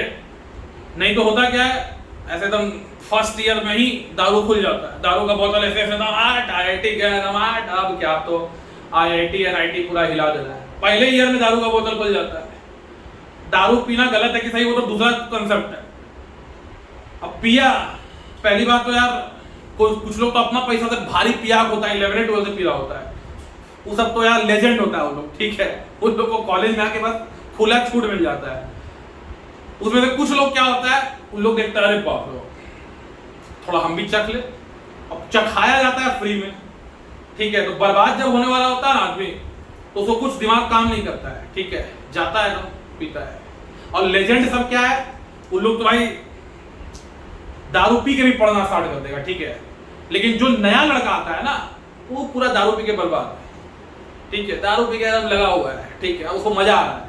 पहले तो फ्री में मिल गया 2 पैक, अगला दिन खुद जाके दारू दुकान पे अरे लाइए थोड़ा सा एक। तो जब आदमी बर्बादी के राह पे चल रहा होता है ना तो खूब मजा आता है, खूब मजा आता है, खूब मजा आता है। तो वो सब लड़का लोग खूब मजा आएगा, पूरा एकदम स्टाइल में खड़ा हो जाएगा, मतलब मजा आ रहा होगा उसको, थोड़ा सा दिमाग घूमता है, थोड़ा सा पहली बार कोई पिला भी देता है तो भाई एक तो होता है कि जो उसको बिना उतना काम करता है कि उसको लेना ही पड़ेगा, उसको उसका खैर वो अलग लेजेंड कैटेगरी है, वो किड्स कैटेगरी आता है, जो दूसरा को देख के लगता है अरे बाप रे वो सिगरेट पी रहा है, हाँ क्या उसका ग्लैमर है, क्या ये है। तो बर्बादी जब आदमी का हो रहा होता तो खूब मजा आता है, तो जैसे तुम लोग अभी खूब मजा आ रहा होगा तुम लोग, अरे यार सर तो एकदम मजा करवा रहे हैं, अरे सर गाली दे लीजिए, हम लोग तो एकदम थेथर है, कुत्ता का पूंछ है, जमीन में गाड़ दीजिए, ठीक है, वेल्डिंग कुछ भी कर दीजिए, हम सीधा नहीं होने वाले। खूब मजा आएगा अभी बर्बादी का समय। हम लोग को भी आया था 11-12 में थे तो, ठीक है। जब 4 साल कॉलेज का घटिया कॉलेज में निकल जाता है, आज की वीडियो में बनाए होंगे तुम लोग का एनआईटी जमशेदपुर का रिव्यू वाला वीडियो, उसमें प्लेसमेंट का स्टैटिस्टिक्स तुम लोग को दिखाए होंगे। अब कोई वीडियो पूरा देखा होगा तो उसको समझ में आया होगा क्या जी क्या हालत था आईआईटी का प्लेसमेंट का स्टैटिस्टिक्स। आईआईटी का प्लेसमेंट का भी स्टैटिस्टिक्स ऐसा ही होता है, और ये एकदम ऑथेंटिक डेटा हम दिखाए थे, कोई अपने से फर्जी वाला डेटा नहीं दिखाए थे। तो वहां भी जाइएगा तो वहां भी जाके आपको मेहनत करना पड़ेगा। ये नहीं है कि आपको बैठे बैठे कोई आके कंपनी बोले कि चलिए भैया आईआईटी में हैं आप, चलिए एनआईटी में चलिए, और एनआईटी आईआईटी में तो कंपनी आ जाएंगी, बाकी कॉलेज में तो कोई फायदा नहीं है। तो यार तुम लोग अब वीआईटी वेल्लोर से कर रहे हो, कहीं से कर रहे हो, कोई वैल्यू नहीं रहेगा, मेरे नजर में तो कोई वैल्यू नहीं है। अगर कोई हम बोलते हैं हम मणिपाल में पढ़ने जाएंगे, हम कलिंगा में पढ़ने जाएंगे, हम ढकोसला में पढ़ने जाएंगे, हम भेल्लोर में पढ़ने जाएंगे, अरे भैया उतना पैसा सेव कर लो और उसका एफडी करा दो, ज्यादा फायदा होगा। सर आपका ब्लूटूथ डिस्कनेक्ट होने दो यार, ब्लूटूथ तुम लोग आवाज आ रहा है, ठीक है। चलो यार आगे बढ़ते हैं हम लोग। हम बात कर रहे थे अब स्यूडो फर्स्ट ऑर्डर, हम बात कर लिए यूनिट ऑफ रेट कांस्टेंट, हम बात कर लिए यूनिट ऑफ के यूनिट ऑफ रेट कांस्टेंट से हम लोग को ये वो वाला टर्म याद रखना है, ठीक है, कि मोल का पावर 1 माइनस एन, लीटर का पावर n माइनस 1, सेकेंड का पावर -1। इसलिए याद रखना है क्योंकि क्वेश्चन बनाते वक्त आपको आईआईटी जैसा एग्जाम में आपको नहीं बताएगा कि what is the order of the reaction. You have to identify the order by looking at the unit of the rate constant. Okay आगे बढ़ते हैं। हम लोग बात कर रहे थे क्या बात कर रहे थे यार, हाँ हम लोग अब देखो एक चीज और बात कर रहे हैं। रेट कांस्टेंट में एक टर्म और आता है, that is rate constant with respect to ठीक है अ रिएक्टेंट और प्रोडक्ट। छोटा छोटा चीज है, ठीक है, नहीं पता रहेगा बस नाच जाओगे एग्जाम में। अब देखिए यहां पे हम लोग को क्या पता है यार, इसका ढक्कन ना लगे। हम लोग को क्या पता है कि हम लोग रेट का एक्सप्रेशन कैसे लिखते हैं। हम लोग रेट का एक्सप्रेशन लिख दिए, कोई रिएक्शन था ए बी बी, ये था सी सी, ये था डी डी, और हम लोग देख रहे हैं के ए अल्फा बी का पावर बीटा, यही देख रहे हैं ना, यही ऑर्डर है, यही रेट का एक्सप्रेशन है। अब इस रेट का एक्सप्रेशन को तुम क्या लिख सकते हो ना -1 by a d A by d t, या -1 by b d B by d t, या -1 by c d C by d t, ये +1 by d d D by d t, यही लिख सकते हैं। ये लिख सकते हो यही चीज k इंटू ए का पावर अल्फा, b का पावर बीटा, k का पावर अल्फा, k इंटू ए का पावर अल्फा, b का पावर बीटा, यहां भी वही चीज।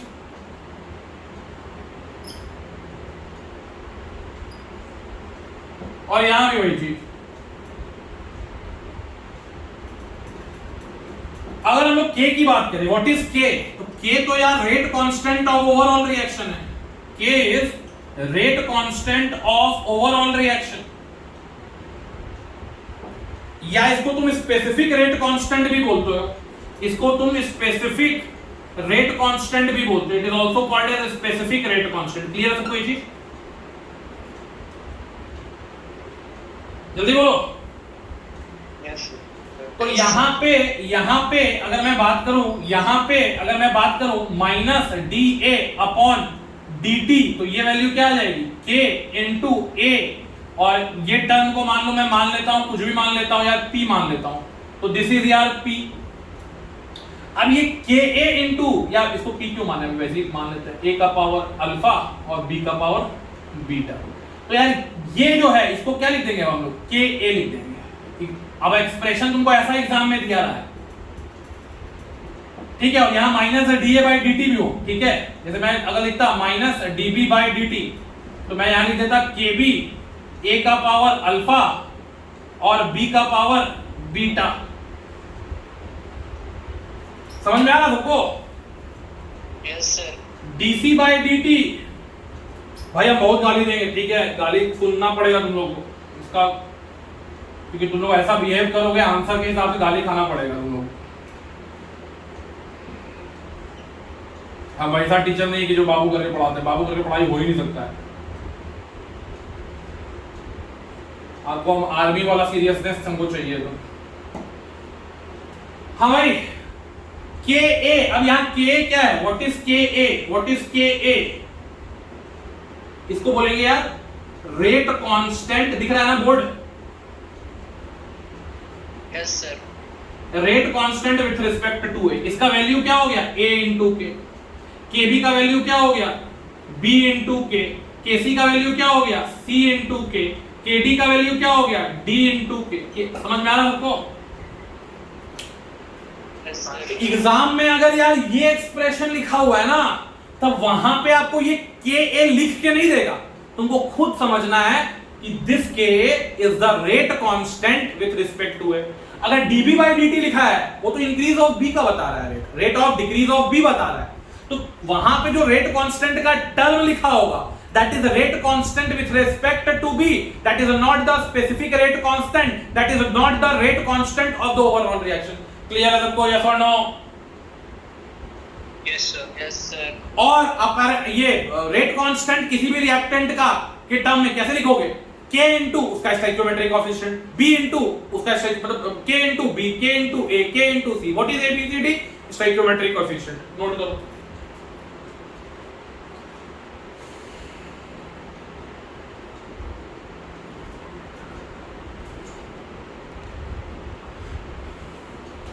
तो प्रेशर के टर्म में भी हम लोग रेट लिख सकते हैं, तो रेट का इक्वेशन हो जाएगा 1/RT into dP upon dt। Change in pressure by change in time जो हम लोग लिखे थे रेट, वो गैसियस मीडियम रिएक्शन के लिए वैलिड होता है, और गैसियस जो होगा वो ऑब्वियस सी बात है, वो क्वेश्चन में गिवन रहेगा कि that gases are behaving ideally, या वो आइडियल गैस इक्वेशन को फॉलो कर रहा है। रियल गैस दे देगा तो मतलब रियल गैस आपके सिलेबस का पार्ट नहीं है, ठीक है। तो ये एक्सप्रेशन आप लोग लिख लीजिए जल्दी से, एक्सप्रेशन भी यहां पे लिख लेना कि dC by dt is equal to 1/RT upon dP by dt।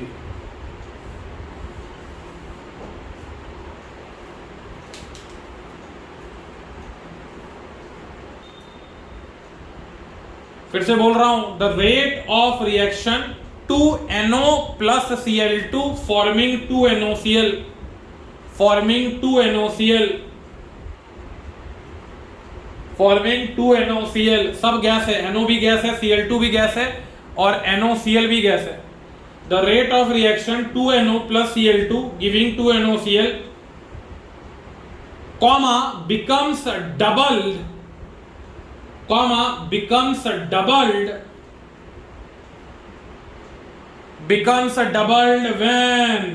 when the concentration of both the reactants are, when concentration of both the reactants are doubled, when concentration of both the reactants are doubled, comma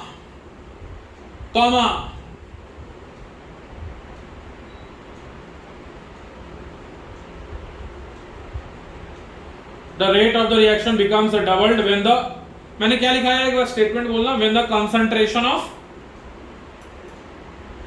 both reactants are doubled. हाँ तो rate becomes doubled when the concentration of both the reactant, मत करो concentration of both the reactant काट दो, concentration of Cl2 is doubled, not both the reactant, सिर्फ Cl2 का अगर double करे तो।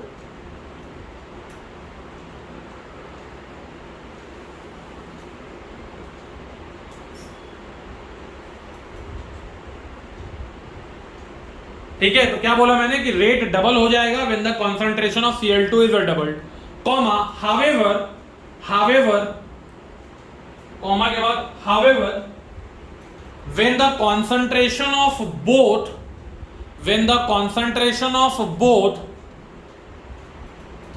NO and Cl2 are doubled, NO and Cl2 are doubled, when the concentration of both NO and Cl2 are doubled, then the rate of the reaction becomes 8 time, then the rate of the reaction becomes 8 time, 8 गुना बढ़ गया, becomes 8 times of the original rate, full stop, find the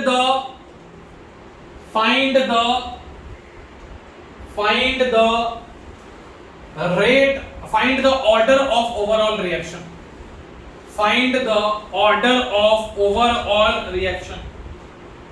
reaction जो था वो ये है कि NO gas Cl2 gas ये react करके NOCl का ये गैस बन गया, ठीक है। दो डेटा दिया हुआ है, उस डेटा का यूज कीजिए और बताइए कि इस रिएक्शन का ऑर्डर जो है वो क्या है, जल्दी से।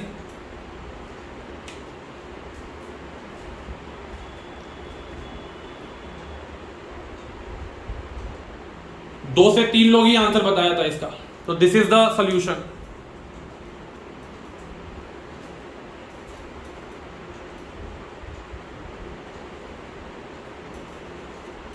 कोई काम नहीं आएगा सॉल्यूशन छापने से, दिमाग नहीं चलने लगेगा जब तक क्वेश्चन खुद से ना बने।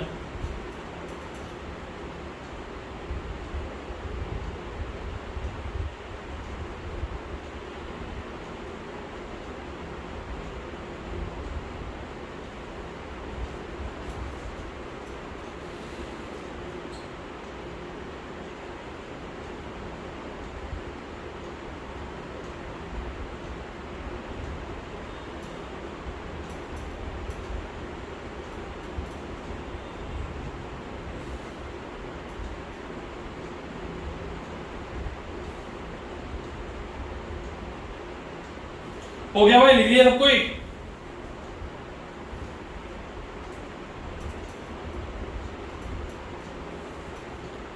सब कोई लिख लिया? कोई डाउट है किसी को? जल्दी बोलो।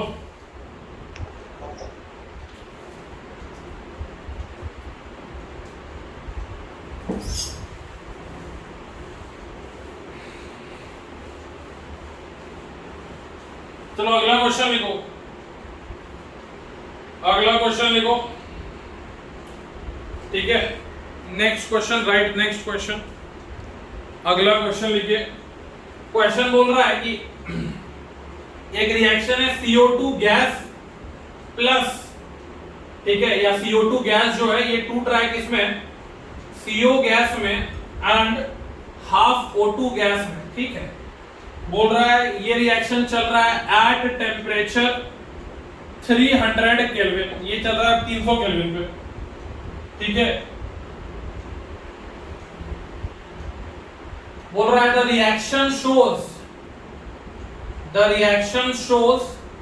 an increase in the pressure, reaction shows an increase in the pressure from 100 mm Hg to 120 mm Hg in 5 second, ठीक है।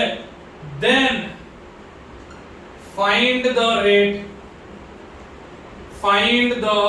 Rate of the reaction. बोल रहा है कि rate of the reaction find करिए।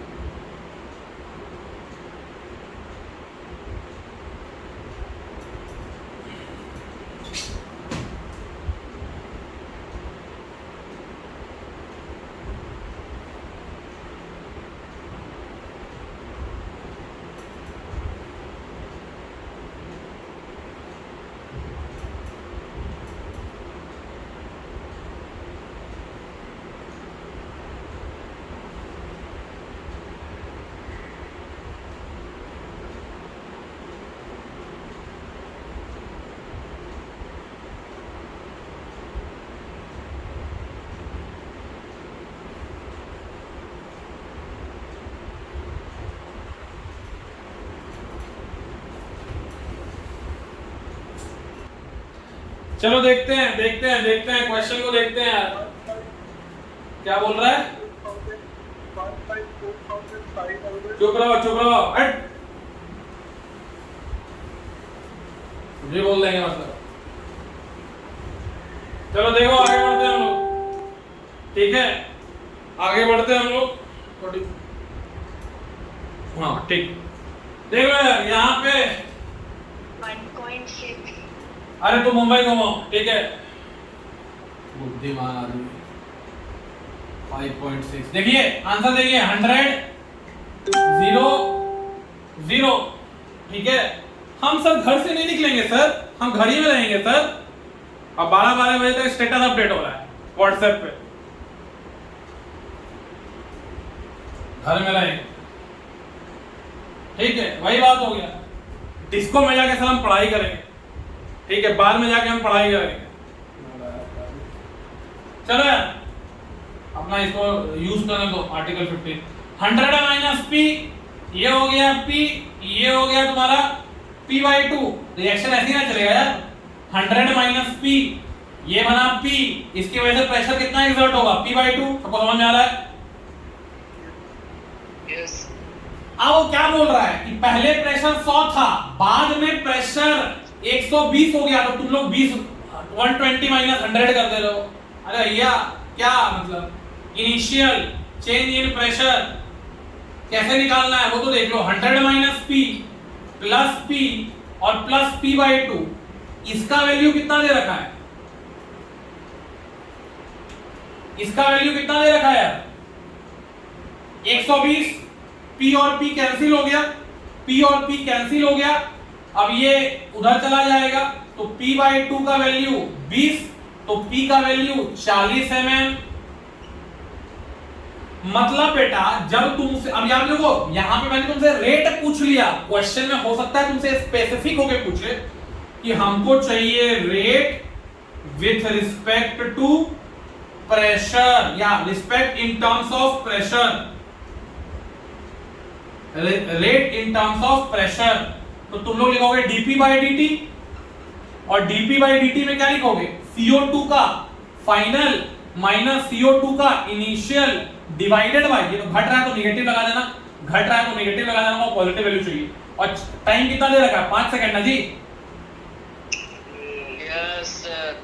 अरे फाइनल प्रेशर कितना हो जाएगा रे, 100 माइनस p कितना निकला है 40, फाइनल प्रेशर कितना हो गया 60। तो ये हो गया 100, यानी 60 माइनस 100 यानी 40, 40 डिवाइडेड बाय 5, 40 डिवाइडेड बाय 5। लेकिन अगर मैं बात करूं क्या बात करें सर, यूनिट तुमको जनरली किस में लिखना पड़ेगा, एटीएम के टर्म्स में। तुम जो लिखे हो वो क्या है, मिलीमीटर के टर्म में। तो मिलीमीटर के टर्म में यूनिट दिया है तो कोई दिक्कत नहीं है, लेकिन एटीएम पर सेकंड का यूनिट है तब तुमको इसको भी चेंज करना पड़ेगा। और तुमको मालूम है कि प्रेशर को तुम फिर क्या लिखोगे, 40 बटा 1 mm 60, एक एटीएम कितना होता है, 760 mm होता है ना, जल्दी बोलिए। Yes, तो sir. 40 mm कितना एटीएम हो गया, 40 बाय 760 इंटू 5, तो ये 5 इंटू 8, यानी कि अगर हम लोग बात करें तो 8 बटा 760 यूनिट क्या हो जाएगा, यूनिट पे खासा ध्यान, एटीएम पर सेकंड। क्लियर है सबको ये चीज?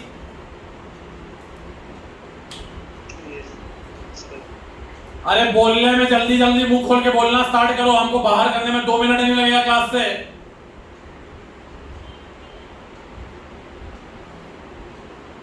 Yes, sir.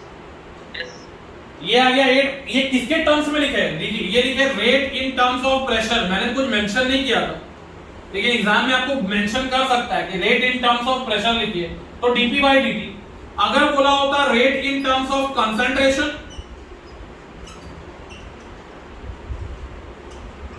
तो तुम क्या लिखते हैं, डीसी बाय डीटी लिखते कि नहीं लिखते, जल्दी बोलो। Yes, sir.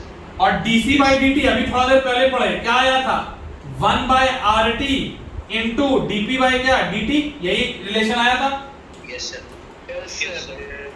Yes sir. तो सर ये जब आया तो सर डीसी अपॉन डीटी हमको 1 बाय आर का वैल्यू 0.08 ले लेते हैं, टेम्परेचर 300 केल्विन दे रखा है बेटा, और ये हो गया 8 बटा 760, 8 कट गया, 300 गुना 0.01 यानी 3, तो ये कितना हो जाएगा जी, 8 कैंसिल होने के बाद ऊपर 1 बचा, नीचे ये दोनों कट गया, तो 3 इंटू 760। लेकिन यहां जो यूनिट आएगा वो आएगा मोल पर लीटर पर second, that is rate in terms of concentration. Clear है सबको? Yes, sir. Yes, note sir. करो।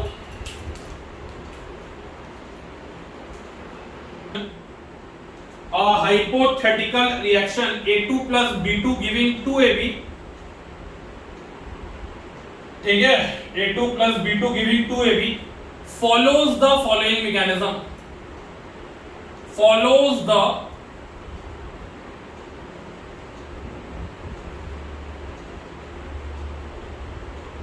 following mechanism। क्या है, तो A2 बना रहा है क्या, A plus A plus B2 बना रहा है क्या, AB प्लस B,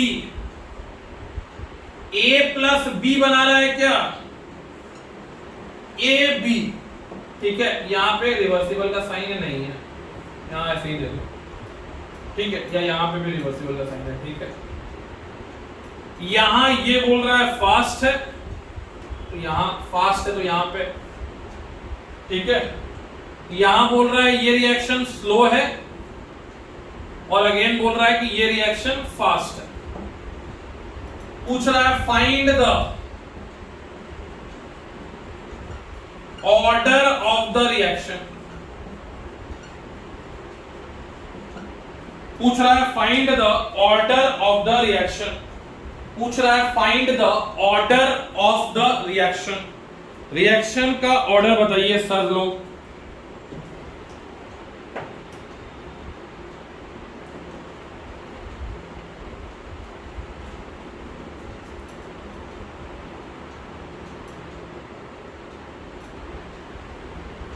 चलिए देखते हैं क्वेश्चन में क्या है, कुछ खास नहीं है, मैंने आपको ऐसा ऑर्गेनिक में ऑलरेडी करवा रखा है।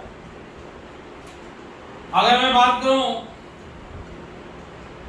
मैं स्लो स्टेप देखूंगा, स्लो स्टेप में रेट लिख देंगे क्या, स्लो स्टेप में रेट लिख देंगे क्या, K इंटू A का पावर 1 B2 का पावर 1, तो ऑर्डर 2 मत बोल देना, इस स्टेप का ऑर्डर 2 हो सकता है, बट ऑर्डर ऑफ रिएक्शन तुम लोग इसको देख के, कुछ लोग इसको देख के ऑर्डर ऑफ द रिएक्शन 2 बोल दो, गलत। क्योंकि ए जो है क्या ये मेन रिएक्शन का पार्ट है? जल्दी बोलो यार।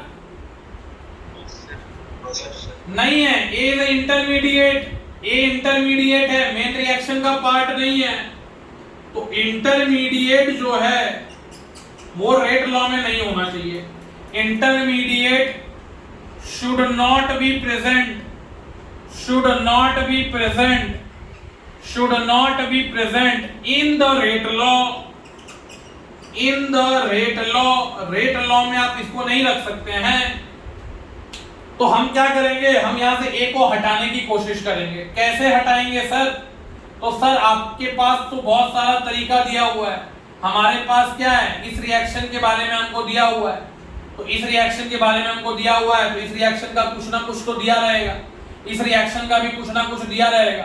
अब देखो यहाँ पे मैंने इसको फास्ट लिखा है, मैंने यहाँ रिवर्सिबल साइन लगाना आपको छोड़ दिया, ठीक है, यहाँ पे आप रिवर्सिबल साइन भी लगा लीजिएगा। हमको खाली यहाँ से ए को रिप्लेस करना है, और ए को रिप्लेस करना काफी आसान है। मान लेते हैं कि इसका, इस रिएक्शन का इक्विलिब्रियम कांस्टेंट K1 था, तो K1 will be equal to क्या लिखते, ए बाय A2 लिख देते हैं, जल्दी बोलो।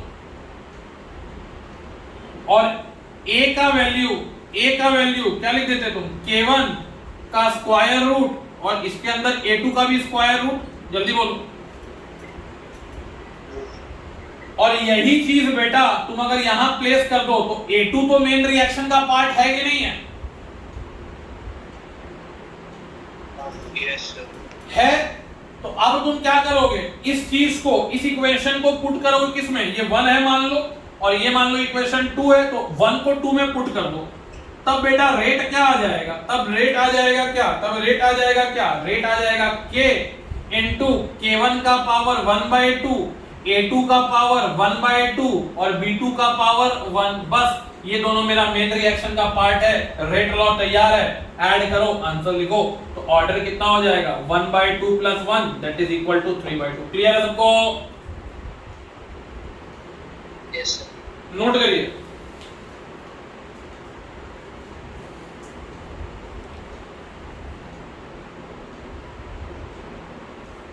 अगला क्वेश्चन दे रहे हैं इसी तरह से।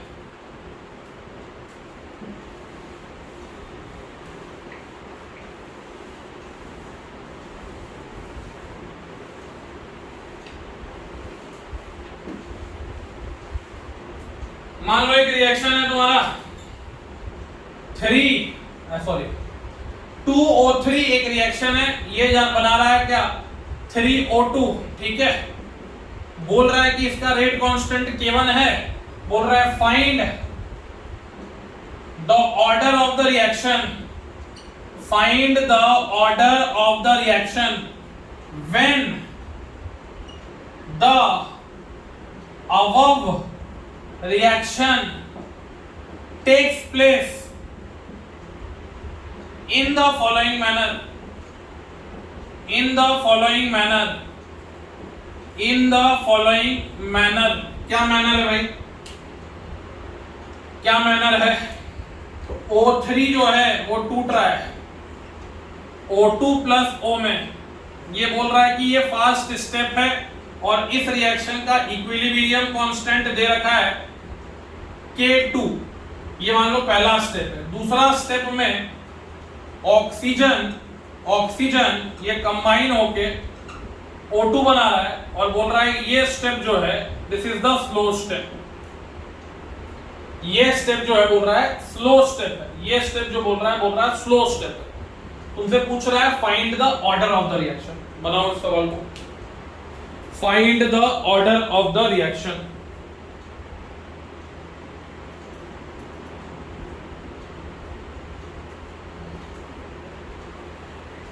यहां पे बस O + O3 कर देना।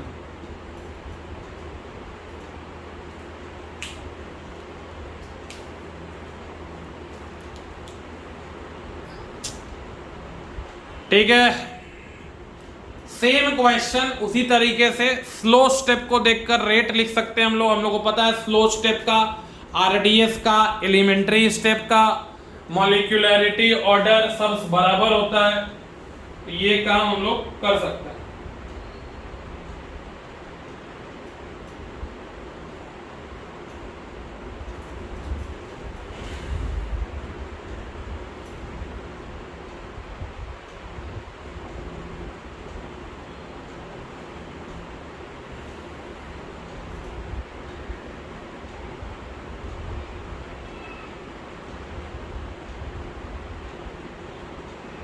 हो गया यार, आगे बढ़े।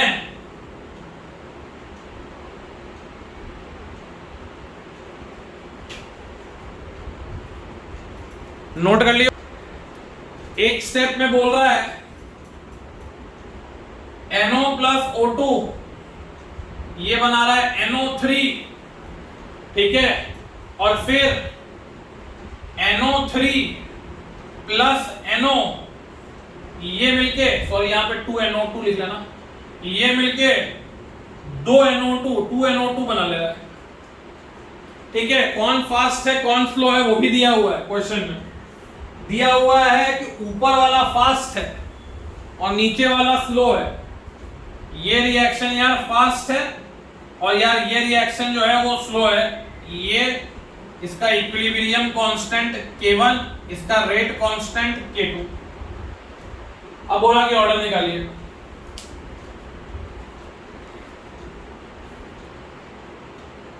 तीसरा क्वेश्चन इस बेसिस पे है, जिसका डाउट था हम लोग यार क्या लिखेंगे, रेट का पहला इक्वेशन क्या, ये रिएक्शन फास्ट है ये स्लो है, हम ओवरऑल रेट लिखना चाह रहे हैं तो स्लो को देख के लिखेंगे, क्योंकि स्लो ही स्टेप क्या होता है, रेट डिटरमाइनिंग। तो स्लो स्टेप जो है उसका मॉलिक्यूलैरिटी और ऑर्डर बराबर, तो मॉलिक्यूलैरिटी कितना है 1 + 1, तो मॉलिक्यूलैरिटी 1, ये मॉलिक्यूलैरिटी 1। अरे समझ में आया जिसका डाउट था। Yes, sir. इसके बाद इस रिएक्शन हमको पता है कि NO3 is not the part of main reaction, ये मेन रिएक्शन का पार्ट नहीं है, इसको रिप्लेस करना है। रिप्लेस करने के लिए ऊपर वाला रिएक्शन का इक्विलिब्रियम कांस्टेंट दिया है, तो हम लोग लिख दिए कि NO3 / NO2 into O2, ये वैल्यू K1 के बराबर है। इसका मतलब ये है कि NO3 का value K into NO2 into O2 के बराबर है।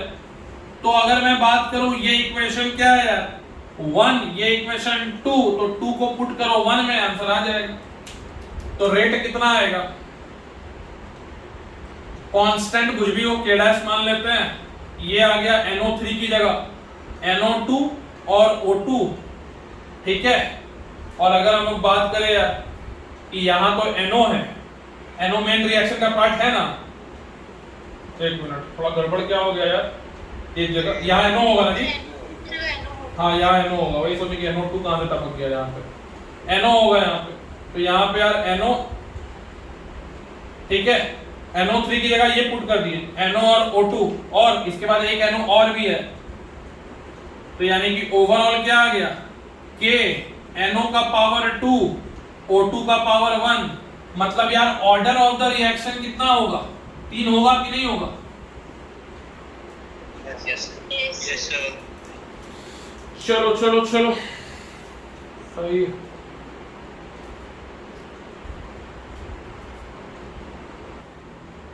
Factors affecting the rate of the reaction. सबसे पहले रिएक्शन का रेट जो है वो कैसे चेंज होता है, कॉन्सेंट्रेशन से। लिख लो, पहला फैक्टर है कॉन्सेंट्रेशन। हम लोग को पता है कि रेट जो है कॉन्सेंट्रेशन के डायरेक्टली प्रोपोर्शनल होता है। कॉन्सेंट्रेशन रिएक्टेंट का बढ़ाओगे रेट बढ़ेगा, ठीक है। Rate increases when concentration of reactant increases। Second जो फैक्टर होता है वो फैक्टर होता है सरफेस एरिया, ठीक है। सरफेस एरिया अगर बढ़ेगा तो जाहिर सा बात है रिएक्शन का रेट, यानी कि रिएक्टेंट को ज्यादा सरफेस मिलेगा रिएक्ट करने के लिए, तो रेट जो होता है डायरेक्टली प्रोपोर्शनल होता है सरफेस एरिया के, डायरेक्टली प्रोपोर्शनल होता है सरफेस एरिया के। थर्ड जो होता है फैक्टर वो होता है nature of reactant. Nature of reactant, third जो फैक्टर होता है वो होता है नेचर ऑफ द रिएक्टेंट। जैसे कि मान लो अगर रिएक्टेंट जो है वो NO प्लस हाफ O2 ये रिएक्ट करके बना रहा है NO2, तो देखा जाता है कि NO का कन्वर्जन NO2 में बड़ा फास्ट होता है, ठीक है, लेकिन अगर इसको चेंज कर दिए, कार्बन मोनोऑक्साइड ले लिए, ठीक है, तो ये भी रिएक्शन होता है लेकिन ये थोड़ा स्लो चलता है। किस पर डिपेंड कर रहा है? नेचर कि तुम क्या रिएक्टेंट लिए थे, ना NO लिए, NO2 फास्ट बन रहा है, CO लिए, CO2 स्लो बन रहा है, तो दोनों का रेट जो है R1 और R2 वो अलग अलग है। तो किस पर डिपेंड कर गया? नेचर ऑफ रिएक्टेंट पे, ठीक है। दोनों का एफिनिटी ऑक्सीजन के लिए क्या है? अलग अलग है। इसका एफिनिटी ज्यादा अच्छा है इसलिए रेट क्या है? फास्ट है। इसका एफिनिटी कम है तो इसलिए ये रेट क्या है? स्लो है। क्लियर सबको? चौथा फैक्टर जो इंपॉर्टेंट फैक्टर होता है वो होता है टेम्परेचर, जिसके लिए एक अलग टॉपिक ही डेडिकेटेड होगा इसी चैप्टर में। लेकिन फिलहाल ये याद रखना है कि किसी भी रिएक्शन का रेट ऑफ एनी रिएक्शन, किसी भी रिएक्शन का रेट टेम्परेचर के डायरेक्टली प्रोपोर्शनल होता है, ठीक है। टेम्परेचर बढ़ाओगे 100% रेट बढ़ेगा। अब जनरली जो चीज ऑब्जर्व होती है वो ये होती है कि जनरली अगर टेम्परेचर को तुम T से बढ़ा दिए T+10 डिग्री, मान लो टेम्परेचर था पहले T डिग्री सेल्सियस, अब तुम T+10 कर दिए, तो देखा जाता है कि ऐसे केस में रेट जो होता है वो डबल हो जाता है। क्या बोलना चाह रहा हूं मैं ये बोलना चाह रहा हूं कि अगर आप 10 डिग्री सेल्सियस से टेम्परेचर बढ़ाएंगे तो रेट क्या हो जाएगा? डबल हो जाएगा। जनरल स्टेटमेंट, मतलब मोस्ट ऑफ द केस में ये ऑब्जर्व किया जाता है कि अगर आपने रेट को अगर आपने टेम्परेचर को 10 डिग्री सेल्सियस से बढ़ाया तो रेट क्या हो जाता है? डबल हो जाता है। यानी कहने का मतलब ये है कि जब तुम कैलकुलेट करोगे, क्या कैलकुलेट करोगे? RT+10 बाय RT, तो ये वैल्यू कितनी आएगी यार? 2 आएगी। या तुम कैलकुलेट करोगे KT+10, के क्या है? Rate constant, KT+10 bye KT, ये भी वैल्यू क्या आएगी? 2 आएगी। ये जो रेशियो तुम निकालते हो RT+10 बाय RT, इस रेशियो को क्या बोलते हैं Saumya Kumar?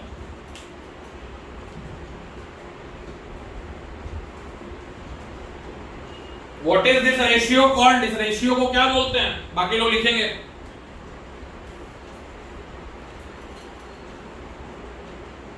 Rate constant at T+10 degree Celsius by rate constant at T degree Celsius, इस रेशियो को क्या बोलते हैं? जल्दी बताओ यार। हाँ, एक टर्म डिफाइन कर लो, टेम्परेचर कोएफिशिएंट। टेम्परेचर कोएफिशिएंट, एक टर्म डिफाइन कर लो, temperature coefficient.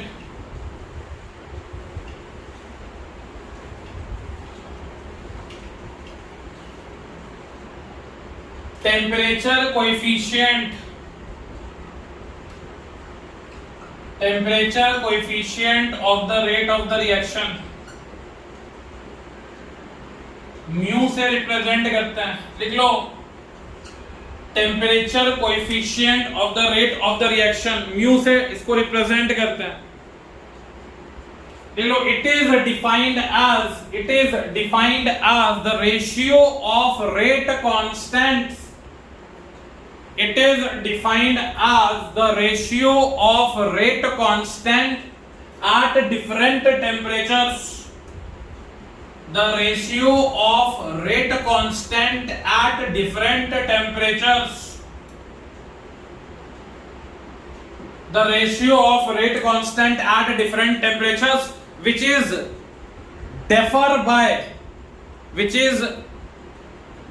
differ by 10 Kelvin or 10 degree Celsius, which is differ by 10 Kelvin or 10 degree Celsius, which is differ by 10 Kelvin or 10 degree Celsius, and generally its value lies between 2 to 3। Question में यार 1 भी दे सकता है, 1.9 भी दे सकता है, 2 से ज्यादा भी दे सकता है। जनरली 2 से 3 के बीच में लाई करता है, 3 से भी ज्यादा दे सकता है। मतलब 10 डिग्री टेम्परेचर बढ़ाओगे तो या तो रेट 2R हो जाएगा, या 2.1R हो जाएगा, या 2.2R हो जाएगा, या 2.3R हो जाएगा। क्लियर है सबको ये चीज? क्या बोल रहे हैं? टेम्परेचर अगर T1 था तो रेट क्या था? आर टेम्परेचर को अगर T1 प्लस 10 बढ़ाओगे तो जनरली देखा जाता है कि रेट डबल हो जाता है, या थोड़ा 2 से 3 के बीच में बढ़ता है, 2R 2.1 R 2.2 R। इसी रेशियो को हम लोग किसके रेशियो को यार, रेट कांस्टेंट का रेशियो को at T+10 and at T क्या बोलते हैं, temperature coefficient of the reaction. Clear है सबको? Yes. नोट करो फटाफट।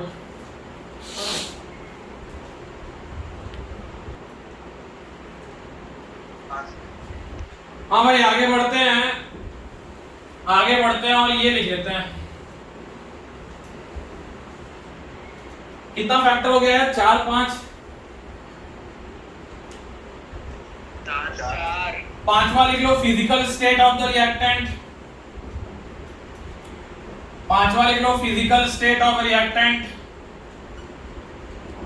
तो सीधा सा बात है कि रेट जो है वो किस केस में ज्यादा होगा, तो gas then liquid then solid. Simple सा बात, गैस अगर है तो वहां पे रेट ज्यादा फास्ट होगा, क्योंकि गैस का काइनेटिक एनर्जी लिक्विड मॉलिक्यूल से ज्यादा होता है, तो उनका कोलिजन का चांसेस ज्यादा है, उनका कोलिजन का रेट ज्यादा है। रेट ऑफ कोलिजन ज्यादा होगा तो रेट ज्यादा होगा। टेम्परेचर बढ़ाएंगे कोलिजन का रेट बढ़ेगा, ठीक है। कंसंट्रेशन बढ़ाएंगे तो भी एक पर्टिकुलर वॉल्यूम पे, ये सारा का आंसर जो है कोलिजन है। कोई पूछेगा क्यों, तो बोल देना कोलिजन बढ़ जाएगा, रेट ऑफ कोलिजन बढ़ जाएगा। तो रेट ऑफ कोलिजन जब बढ़ जाएगा, ओवरऑल प्रोडक्ट बनने का रेट बढ़ जाएगा। इसलिए टेम्परेचर बढ़ाओ, कंसंट्रेशन बढ़ाओ, गैसियस मीडियम में रिएक्शन कराओ। पांचवा है फिजिकल स्टेट, रेट कब ज्यादा, gas then liquid then solid. छठा प्रेशर पे भी डिपेंड करेगा। प्रेशर पे कब डिपेंड करेगा, व्हेन गैसियस या reactants are gases, when reactants are gases. और कब नहीं डिपेंड करेगा प्रेशर पे, जब रिएक्टेंट्स सॉलिड या लिक्विड हो, ठीक है। व्हेन रिएक्टेंट आर सॉलिड और लिक्विड,